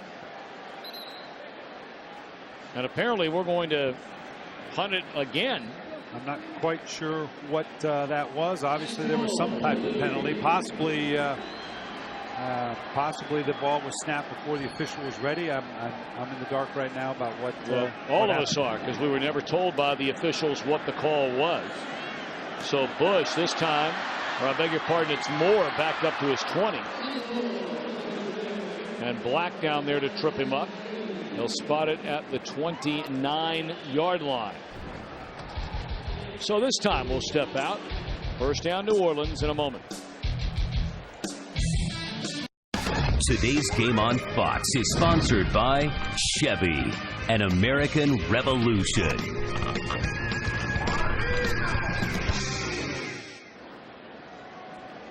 Let's keep an eye on the thumb of Marcus Colston. That last pass attempt his way when he took the hit from Rondé Barber. He immediately winced in pain, and they had to take it up on a sideline. And this is Reggie Bush across midfield to the 45, and perhaps a face mask flag coming in on the tackle. A gain of 26 for Bush. You know, when you look at Reggie Bush's numbers last year, let's see what the penalty is. Should be a face mask. Personal foul, face mask, number 25 on the offense, 15-yard penalty. So obviously, as Reggie was sticking his hand up there, nice cutback by Reggie Bush. Stretch, overrun by the defense, cut back. Let's see, obviously near the end as he reached up, he must have gotten his hand into the grill of Philip Buchanan to bring about the penalty. You know, one of the things about Reggie Bush that I find interesting when you look at what he's done, this is an explosive guy. We've talked about the balance in the run and the pass, but his longest game from scrimmage last year was 22 yards. So a face mask goes against Reggie Bush. Kim Kardashian, I guess, smitten with Reggie Bush. Good one to be smitten with you. And that is Shockey to the 35. So they pick all that yardage right back up. That's 26. And then some. Looks like they just go vertical down to the slot with Shockey, pull up on the outside receiver to pull underneath coverage. Great execution by Drew Brees. And Jeremy Shockey so far seem to be on the target, even though they didn't have a lot of preseason time together. He is their leading receiver so far today. 5 catches, 44 yards. Right back at it for Bush. Great penetration made by the 14th-year lineman from Florida, Kevin Carter. 2-time Pro Bowler. Brought in during the offseason. Had help from Brooks. You know, Brooks is just, he amazes me. This guy has not missed a start since 1995. And the physical play that he brings to the table every game, he's a true warrior. One of those guys that has truly defined the position in the National Football League. Only one linebacker has played in more Pro Bowls than Derek Brooks, and that's Junior Seau. And just as we talk about him, he comes right up to meet Bush and makes yet another tackle. 10 times he's been to the Pro Bowl. Lawrence Taylor went to 10. Mike Singletary went to 10. Derek Brooks to 10. Well, as I said earlier, you know, there's a lot of great players. You can go to a lot of Pro Bowls. You can go to the Hall of Fame. But when you define a position, and particularly in this Tampa 2 defense and the style of play, he plays both strong and weak now. He was primarily weak side linebacker when he started. The admiration I have for this guy from a coach's perspective is unlimited. Breeze. Again, Shockey. Close to a first down, depending on a spot. It is a first down. They put they bring an extra guy down off this edge. Drew Brees, seeing that it's pressure, does a great job recognizing where the hole in the defense is going to be, coming backside.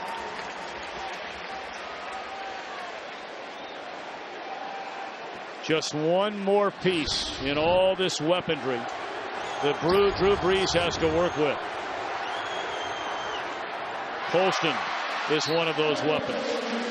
And that's exactly what's going to happen. When you see Jeremy Shockey come out and play make a play or two, defensive coordinators have got to decide, okay, I got to take Shockey away from them. That's going to leave plays open for a guy like Marcus Colston, who's really one of the dynamic young receivers in this league. He's the happiest guy in New Orleans that Jeremy Shockey is now on this football team. Second down and 5. Saints down 3 with under 5 to play in the third quarter. Pierre Thomas for a first down to the 11. We're down in that territory now inside the 12-yard line where, again, the size of Marcus Colston is huge. When you add a Jeremy Shockey, this really stretches a defense. Tampa Bay is going to have to pick its poison here because they have two very big physical receivers that can go up for the ball. In the red zone last season, this team was unrivaled. First in the NFL in touchdown percentage. And you want numbers from a quarterback in the red zone, we'll give them to you on Breeze in a minute. Flushed out, looking around, and just throws it away. Drew Brees last year in the red zone. A passer rating, an NFL best passer rating of 116.8. Completed 71% of his passes in the red zone, but far more importantly than those numbers, 23 touchdowns, no interceptions, no sacks. As you just saw, he bought some time, surveyed the field down, looked down the field to see what was there. Nothing there. Intelligently threw the ball away. Protected his team. That's an excellent non-play.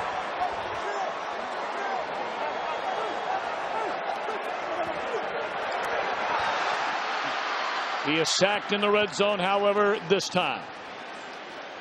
Greg White, who signed last year out of the Arena League and wound up leading Tampa Bay in sacks with 8 of them. Well, they brought Greg White in to balance Gaines Adams. Kevin Carter, obviously, on the backside of his career after 14 years. They're trying to find a spot for Greg White to give that balance to Gaines Adams to bring pressure off the edge. 3rd and 16. They need to get to the 3-yard line to convert. Pump fake one way to Bush the other. What an open field tackle made by Albert Mack, the rookie who made such a tremendous impression during the preseason. He's a great story, an undrafted rookie out of Troy, and that's his first big play in the NFL. Well, this is definitely a win for the Tampa Bay defense. New Orleans did a nice job converting on 3rd down, moving the ball down the field. Once they get in that scoring position, you just ran off the stats of how good this offense is in the red zone.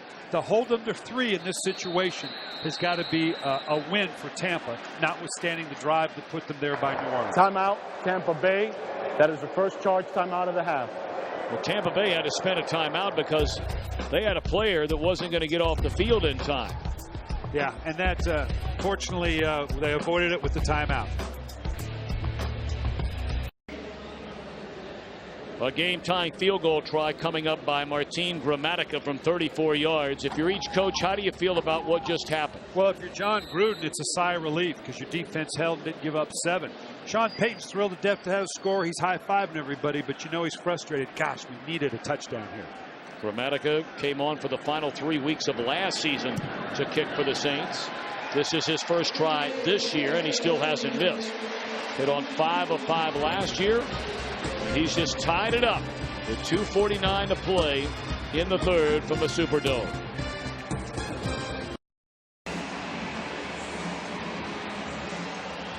A sellout crowd at the Superdome in New Orleans. And I got to tell you, we were told some of the officials around here felt like if they could get 55 out of a potential 68,000, they'd be thrilled. I'm not sure there's 1,000 empty seats in this building. It's great to see great energy in the building. They're thrilled to be back. Thrilled to be back in their city and many in their homes. And Dexter Jackson, who of course donned the cover of Sports Illustrated last year after his big day in Appalachian State, shocking win at Michigan. Coming up, Romo, T.O. and the Cowboys against Derek Anderson and the Browns at the Dog Pound in Cleveland. You know, the Cleveland Browns want to lay claim to being a team to watch. They got a great opportunity to do it right here in front of the whole country, see if they can keep up with arguably the best personnel in all the NFC. That'll be Joe Buck, Troy Aikman, Pam Oliver. From Cleveland, and this is Ernest Graham.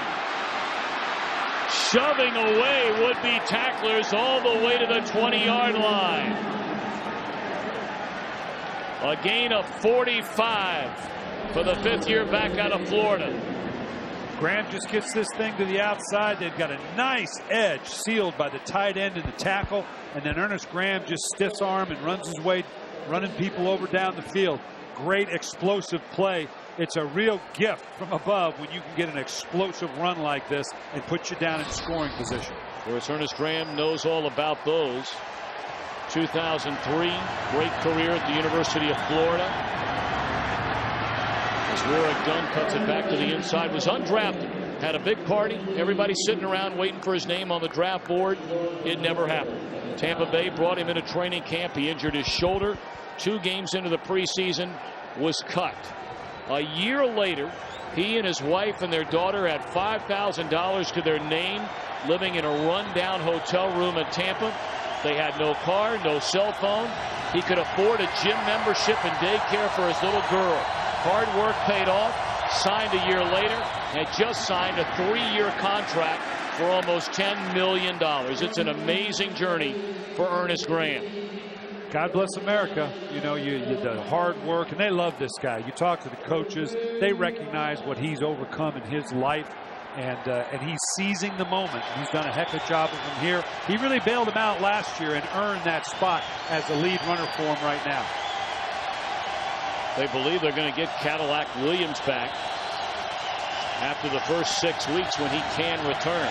That'll be quite a tandem when they come back together, and that'll allow them to ease Cadillac Williams back into it rather than push him to duty early. See, the Bucs trying to convert on 3rd down for the first time, and they want to talk it over. Spending their second time out of this first half. You know, if I'm John Gruden, you're going to obviously do everything you can to convert this. It's going to be a good, tight game, so obviously you'll take the 3. But if you can convert this 3rd down, I know John Gruden, he would love to run this ball in for a score. Beyond the obvious of getting the touchdown, this has been the kind of series that John Gruden wants. Good, physical, big run, set the tempo for the remaining part of the game with the Saints, maybe demoralize them a little bit with a good physical scoring series.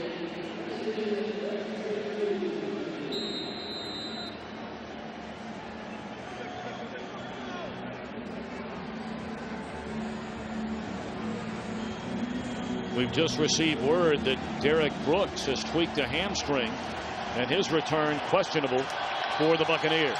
3rd down and 5 in a 10-10 game at the Saints 15.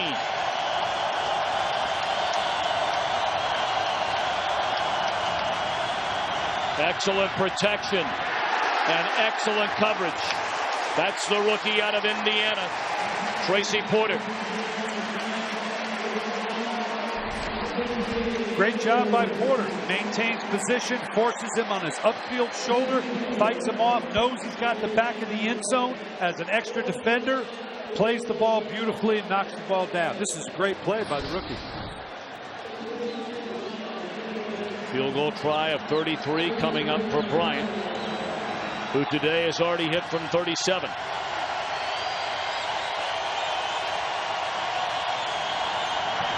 Good snap, good hold, good kick. So Bryant, you were talking about they had the buses warmed up, the planes warmed up to get him out of town earlier in the week, and he's 2 for 2 today. I tell you, a kicker's life is a tough one, and these supposed chip shots that everybody has, until you have to stand back there and do that, it's not a chip shot. We used to do that in practice. It would end every Friday, and have a little money on the side, and would bring one of the regular players up to try to kick, and they could kick it from the 10, the 20. It's amazing how often you won't make that. So I did it to give the guys an appreciation. You know what looks like a chip shot to you when you actually have to do it. This guy gets paid to do his job as well, and it's a tough job. Well, if you're just joining us, a 13-10 count. New Orleans went down the field on their opening drive, spanning 81 yards on a 39-yard touchdown pass to David Patton from Drew Brees. But then, under heavy pressure, Brees intercepted by Phillip Buchanan, who returned it 26 yards for a touchdown. And it's been field goals ever since. 2 by Bryant of Tampa Bay, 1 by Gramatica of New Orleans here in the third quarter. And that little one is hoping the Saints can do a little bit more than they've done on offense.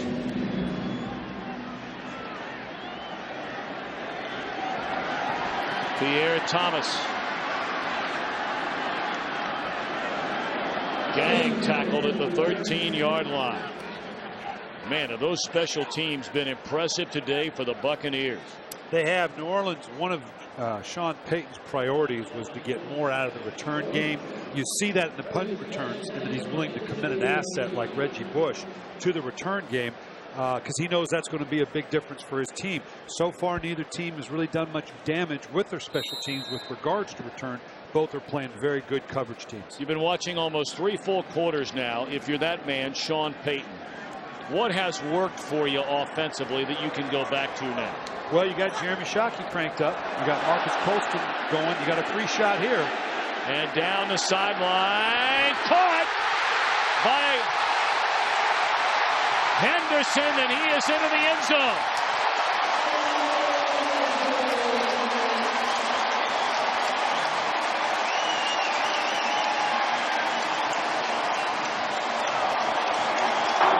Outside, the defense, penalty is declined, resulting play the touchdown. The first catch of the day for Devery Henderson is an 84-yard touchdown.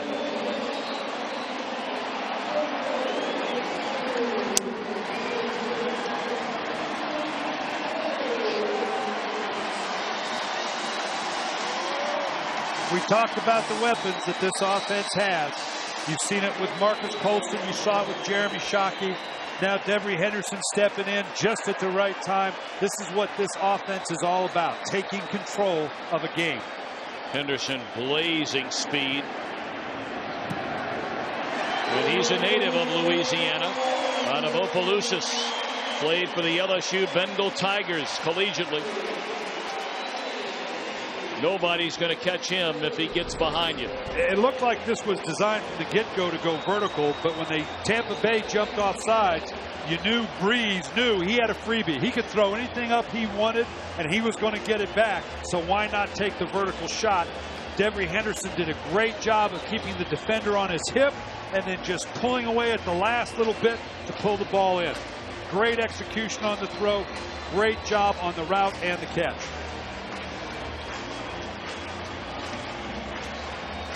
Career-long touchdown reception for Henderson. And Drew Brees celebrates the Saints taking the lead 17-13. Rondé Barber losing his footing, it looked like.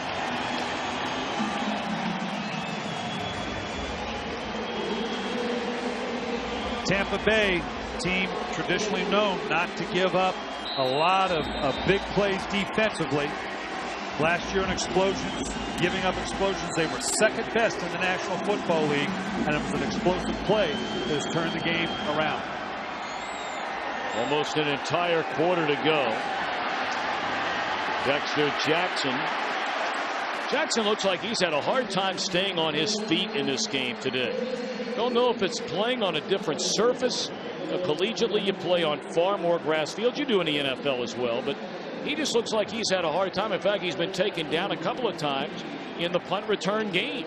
You know, a lot of times you have with young return guys like that, they just haven't matured yet. You're talking about a 5'9", 182-pound rookie.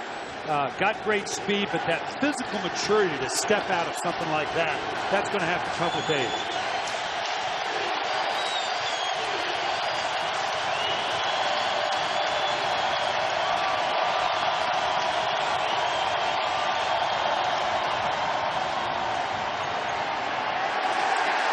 Can't escape the tackle made by Charles Grant. Grant's had an outstanding game. That is the end of the third quarter. We played 3. The Saints lead 17-13.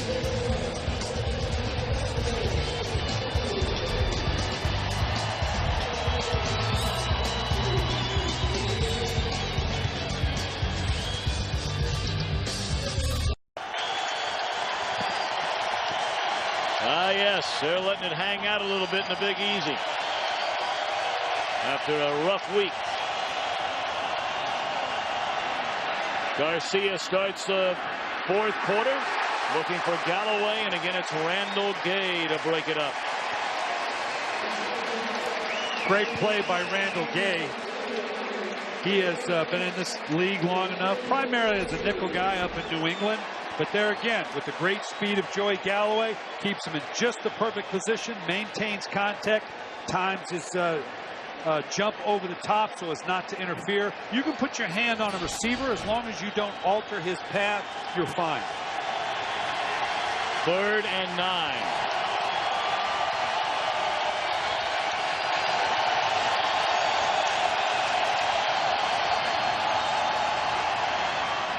That's the first converted 3rd down of the game for Tampa Bay on offense. And it's Galloway to the 41. Well, that's a little bit of a function of the last play. They go vertical with it. They jump over the top.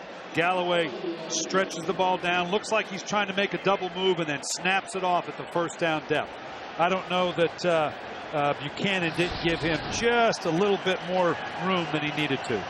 Joey Galloway in his 14th season out of The Ohio State University.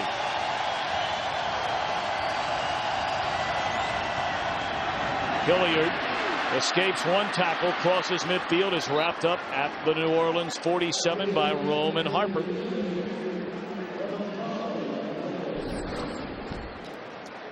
I misspoke. That was actually Aaron Glenn that got beat underneath by Joey Galloway. They're rotating the corners pretty good here for New Orleans. This is a big series for their defense. This is one if they can slow them down here and keep them from scoring. This would be a big step for the New Orleans defense. All of a sudden, what was a stalemate on defense, getting more wide open. An eye down the sideline for Antonio Bryant. Great coverage back there. Antonio Bryant got caught making a move too late inside. Jeff Garcia had already thrown the ball. There again, kind of a function of the fact that, like Joey Galloway, Antonio Bryant missed a lot of time with Jeff Garcia during training camp, during the preseason. So I think we're seeing a little bit of the effects of the timing of the amount of time that these guys missed working with one another. Looks like some kind of physical problem for Randall Gay. That's why Aaron Glenn, number 31, is in the game. They're coming after Garcia. He turns it loose to Hilliard, who has a first down inside the 40 to the 38-yard line. So all of a sudden, Hilliard, who with a catch today has over 500 career receptions, has come back home and made a couple of big catches on this drive. Well, this is vintage Jeff Garcia. They're bringing pressure now, brought a few more people. Get the ball out of your hand quickly and give your playmakers a chance to make a play down the field. Hilliard giving it to Shockey and the Saints a little bit. Chris Hilliard played with the Giants. There's a run by Warwick Dunn inside the 25, down to the 24. They'll move the chains again. Coach, people at home might be saying, how in the world do these teams play defense and play offense for 3 quarters the way they played? And now all of a sudden in the last 10 minutes of this game, they're moving the ball up and down the field. Well, they're finding the matchups they want. The thing I'm most impressed with, Tampa Bay has really responded emotionally to every adversity that they've had. The long drive, the big play for a touchdown. They now come back and put an offensive series together.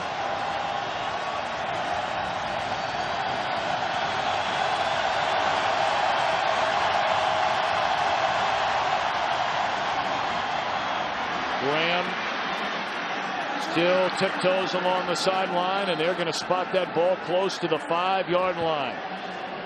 Now Jeff Garcia came back and made this exact same check in the first half. Saw something about the defense that said he wanted to escape that back out into the flat. Did the same check, came right back to Graham, and got a nice big play out of it. Again, this is the veteran play of Jeff Garcia, orchestrating the offense the way he wants it. It's got them first and goal on the 5-yard line. We talked about all the rushing yards for Graham last season. Bear in mind, he was their 3rd leading receiver with 49 receptions. 9th play of the drive, thrown away by Garcia. Chased by Bobby McCray. First time we've called McCray's name today. They brought him in to try and create more pressure on the quarterback, something they direly lacked a season ago. And we've seen that pressure come to bear. There's another play by Jeff Garcia, much like we saw Drew Brees in this same position. Throw the ball away. Don't turn the ball over in the red zone. Don't take points off the board. 2nd and goal from the 5. Graham plows forward inside the 2. 3rd and goal. Decision time for the play caller. That's the head coach, John Gruden. You did the same thing. Yeah, I think in this situation, he's looking at his chart right now, and it's less about what you want to do. It's more about what do you think the Saints are going to do in this situation? Do they pressure? Do they go passive? Are they vulnerable to the run? He's got a good beat on what the Saints do in this situation, and we'll see what he's got dialed up for. They look configured right now to maybe do a quick sprint to the right, a vintage West Coast play.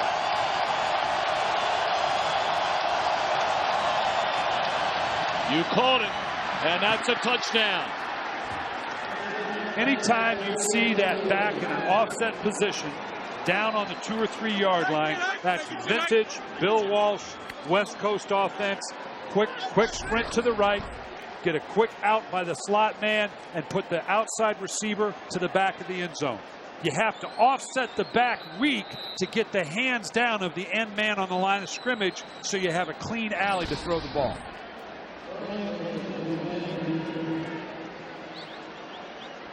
Mike Hilliard with a touchdown reception at 3 big catches on that drive.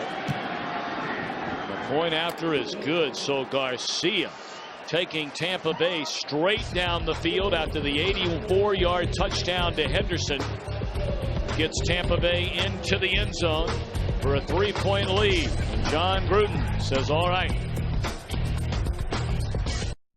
Today's game on Fox is sponsored by Toyota, moving forward. By Lowe's, for all your home improvement needs, Lowe's. Let's build something together. By BlackBerry.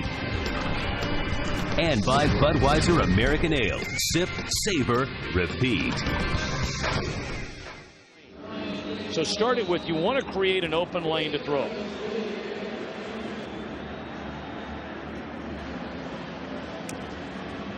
(20-17) with 10:38 to play from the Superdome in New Orleans. Pierre Thomas from the goal line, and he's shy of the 20. What you can see from this angle is the running back cutting down the defensive end. It gives a very clean, straight throw. What has to be a flat throw for Jeff Garcia to the outside.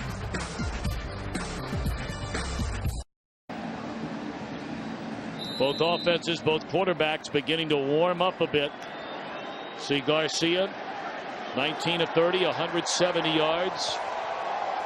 267 for Breeze. That interception was a big one. That was returned for a touchdown in the first quarter by Phillip Buchanan of Tampa Bay.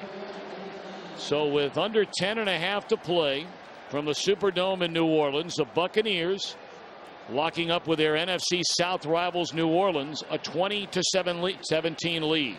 And that's exactly what you've got. You've seen the big plays by New Orleans. You've seen the methodical drive and the good defense by Tampa Bay. At the end of the day, through it all, it's a 3-point ball game.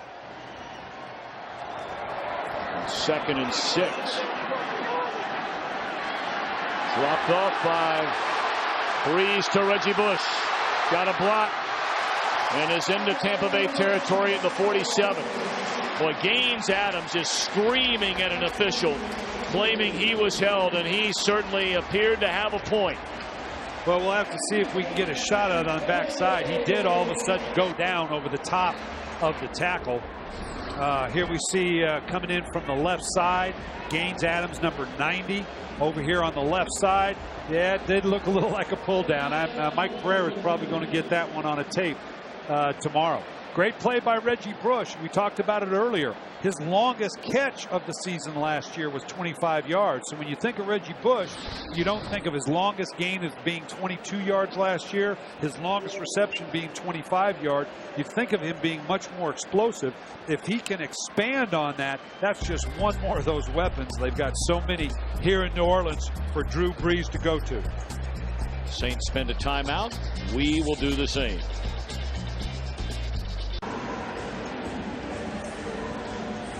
Derek Brooks, a tweaked hamstring. His return questionable.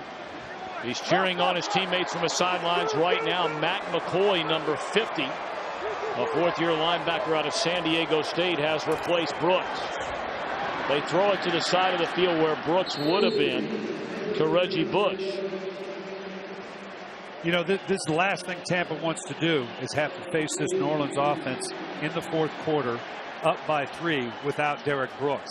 Beyond the physical abilities, Derek kind of holds this thing together. They may be a little limited with some of the pressure packages, some of the coverage packages they may want to execute. You got to call your game, but by the same token, you have to recognize who's on the field.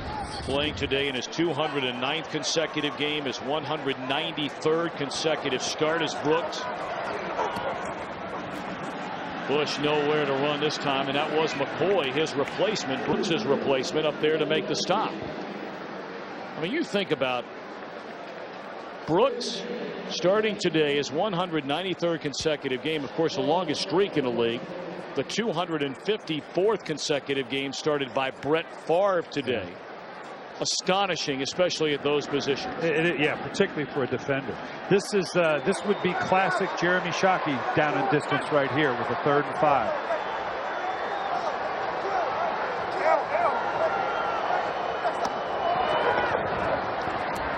They swing it out. What a catch by Bush. Into the open field, beats Phillips. And did he get in? No, run out of bounds at the 1. Touchdown, they're saying now.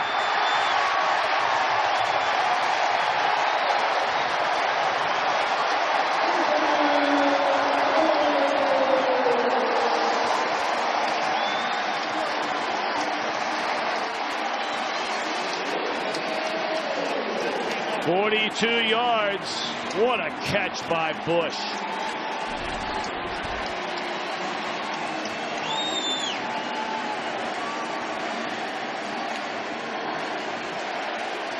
That's Derek Brooks' position. You put the young man McCoy in there, didn't diagnose it quite quick enough, and it's a touchdown for New Orleans and Reggie Bush.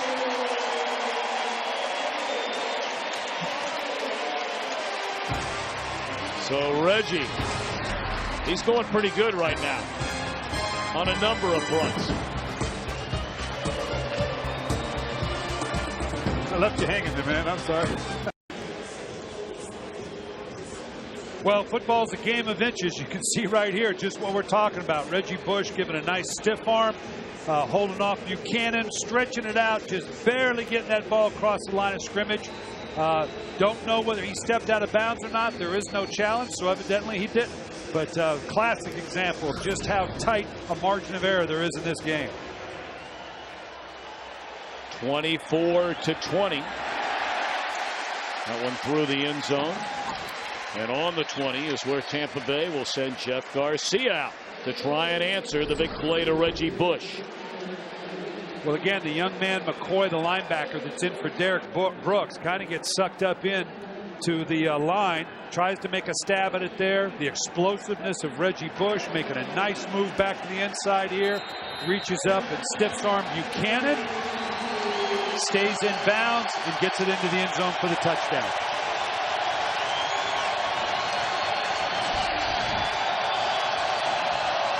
Tampa Bay has found a way to respond each and every time, and not a bad start on a first down carry for Warwick Dunn, a gain of close to 9.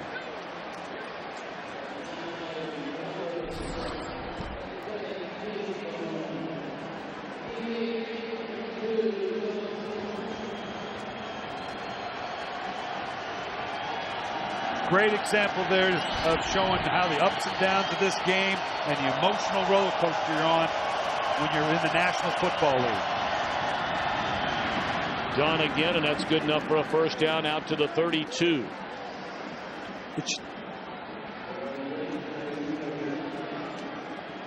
We talked about how slow it was outside of that opening drive from an offensive standpoint for both teams. But look what each has done since. A lot of this is punch and counter punch. You get through 3 quarters of the game, you see the way the game's going, you start to put plays in your back pocket, trying to call them just at the right time. Both coaches have done that.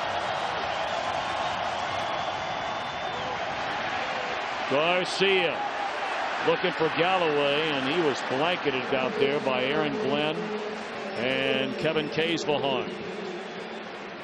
Glenn looked like he pulled, Galloway pulled up, looked like he didn't think the ball was going to be thrown. I don't know whether he saw the safety over the top, figured Jeff wasn't going to throw it. He pulls up looking and now reacts like, oh, wait a minute, you actually threw the ball. That could be again a function of the fact that these guys didn't have a lot of time together in preseason. To repeat, Galloway did not take a single snap in the preseason. Garcia did not play till the final game. Askew runs over one tackler and has enough for a first down all the way out to the 48. He lost his helmet. But they'll move the chains, and we'll move things to Los Angeles and check in with Kurt Menefee. Well, keep in mind that when you are done there in New Orleans, it's game 2 of our Fox NFL Sunday doubleheader. The Cowboys at the Cleveland Browns. Big expectations for both teams. You can catch their debut live right here on Fox when you guys are finished. Tom and Brian?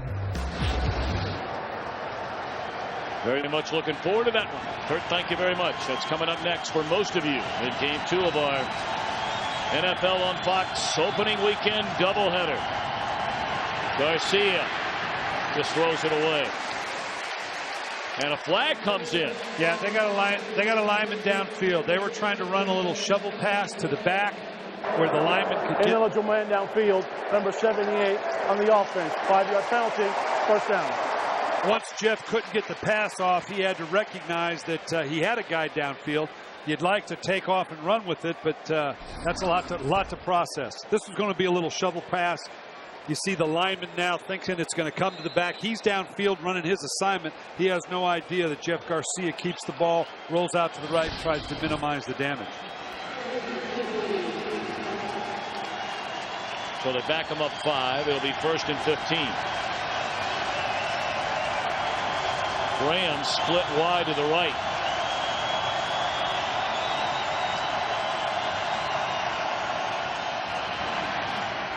Galloway to the 45.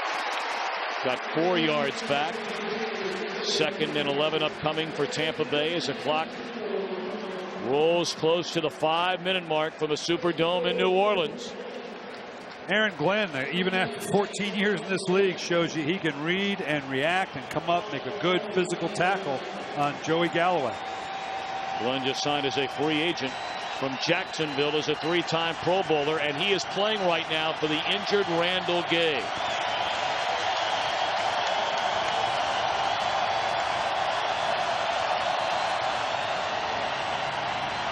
Looking at Bryant all the way, and in coverage all the way again, the rookie Tracy Porter to bat it away.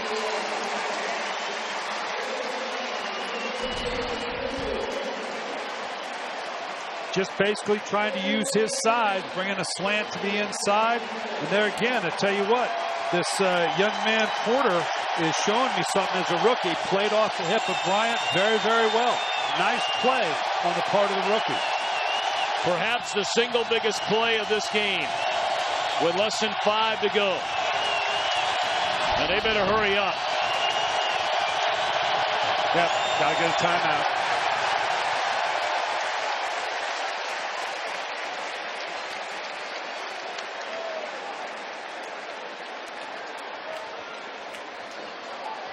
Jeff Garcia recognizing that he needed to call timeout there. You know, they've missed a lot of time in training camp. Jeff Garcia, that time that you have when you don't have training camp time with receivers, you can see in the pregame warm-up, these guys working together. Jeff Garcia coaching them up all the time. Look, you zig, you zag, I'll do this, you do that. Trying to squeeze every rep they can all the way up to game time, trying to get that little bit of familiarity that maybe was lost during training camp and preseason games. So here's Garcia. Last year came to the Tampa Bay Buccaneers, again cast off by Philadelphia. Became the first quarterback in history to make his NFL debut in the Super Bowl era, to start a playoff game for a division winner, 3 different franchises.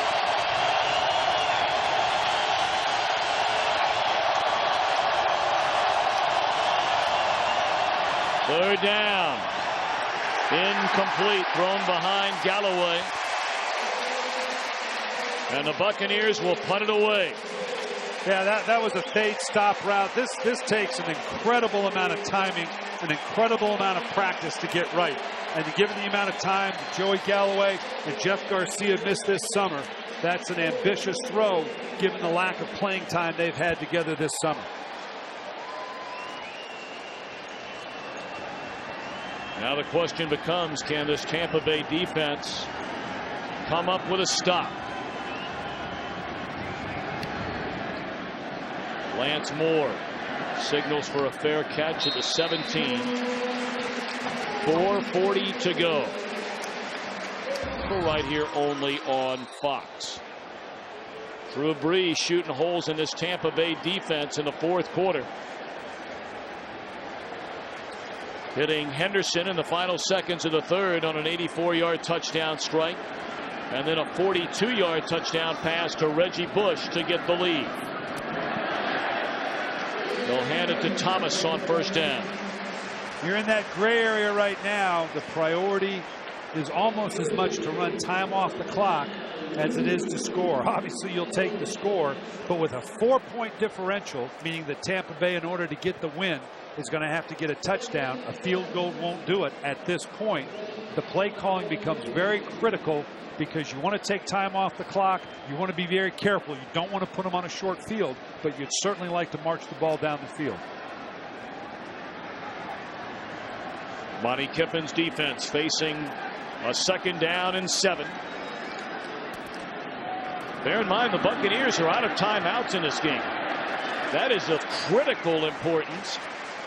They had to use 2 very early on in the half when they couldn't get to the line of scrimmage in time. Another time when a player was trying to run off the field before a punt, as Thomas is slow to get off.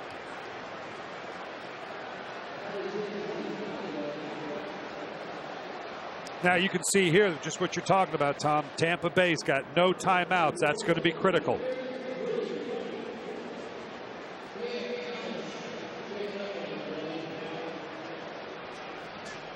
We welcome those of you watching Atlanta and Detroit, where the Falcons, a very impressive opening 1-week win, 34-21 over Detroit.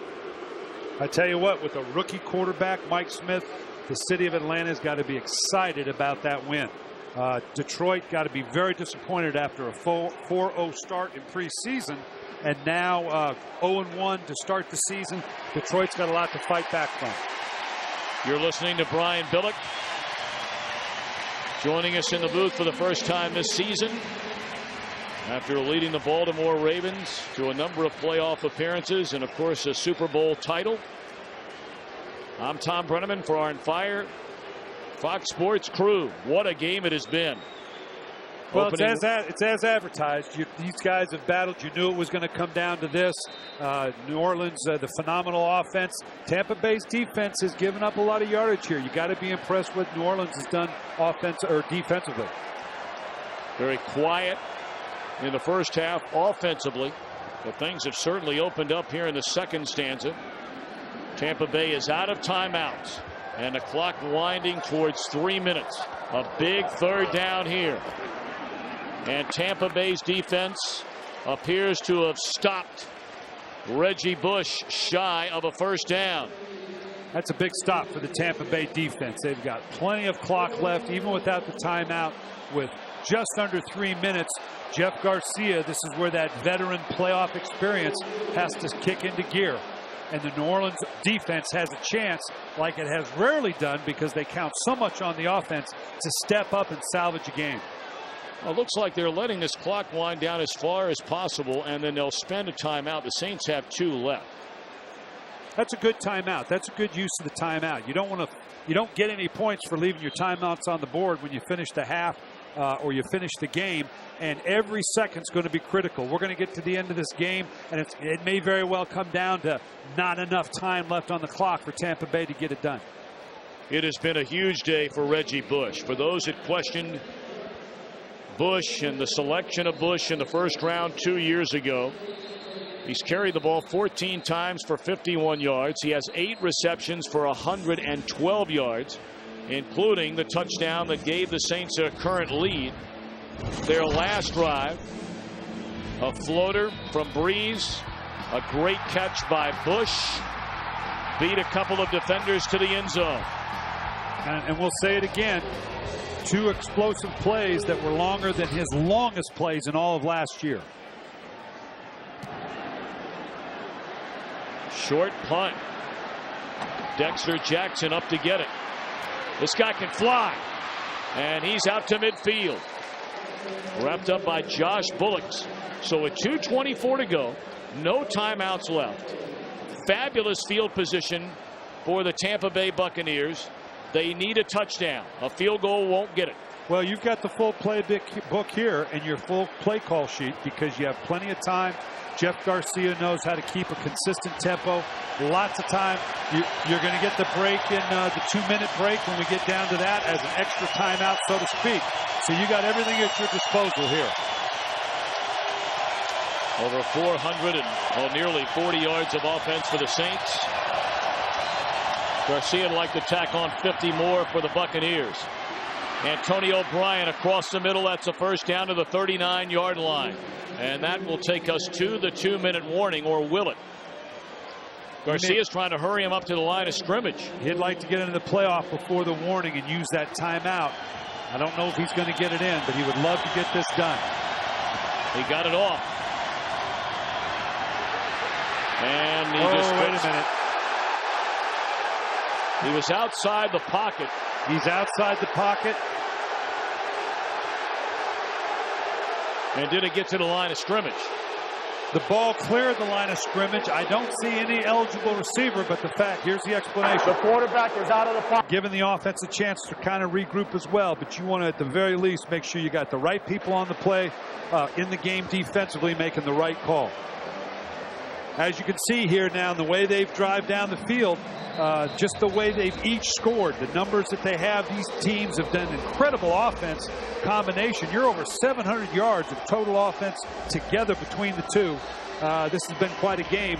I don't know that, obviously, against this Tampa Bay defense, as good as New Orleans is touted to be, I don't know that Monty Kiffin could envision giving up over 430 yards of offense against the Saints. Well, here we go. 4th down. They need to get inside the 19.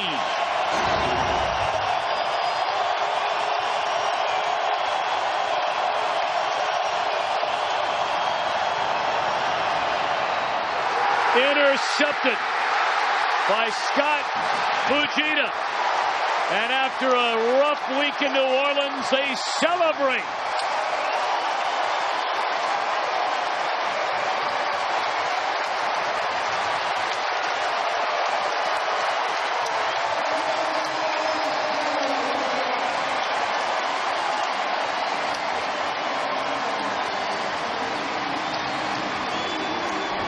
Jeff Garcia obviously having to step up and make a play. Might have maybe pulled it down and gone, but it's all or nothing. Dive with your boots on. See if you can thread the needle in there. It's great for the New Orleans defense to be able to step up and make a stop like that. This is going to go a long way for this team going forward, for them to step up at a critical time and preserve a win. They started last season 0-4. Got back to 500, but then lost the final 2 games, failing to qualify for the playoffs. And so many people in this area, again, forced to evacuate their homes without power because of Hurricane Gustav, can certainly enjoy a Saints win in the opening weekend of this NFL season. Coach enjoyed it. It was great. I appreciate this being the first game. This is fantastic. What a great way to start the season for the NFL and for the New Orleans Saints. For more information on today's game, go to foxsports.com. It's time for the AT&T Game Break Show. Here's Kurt in LA.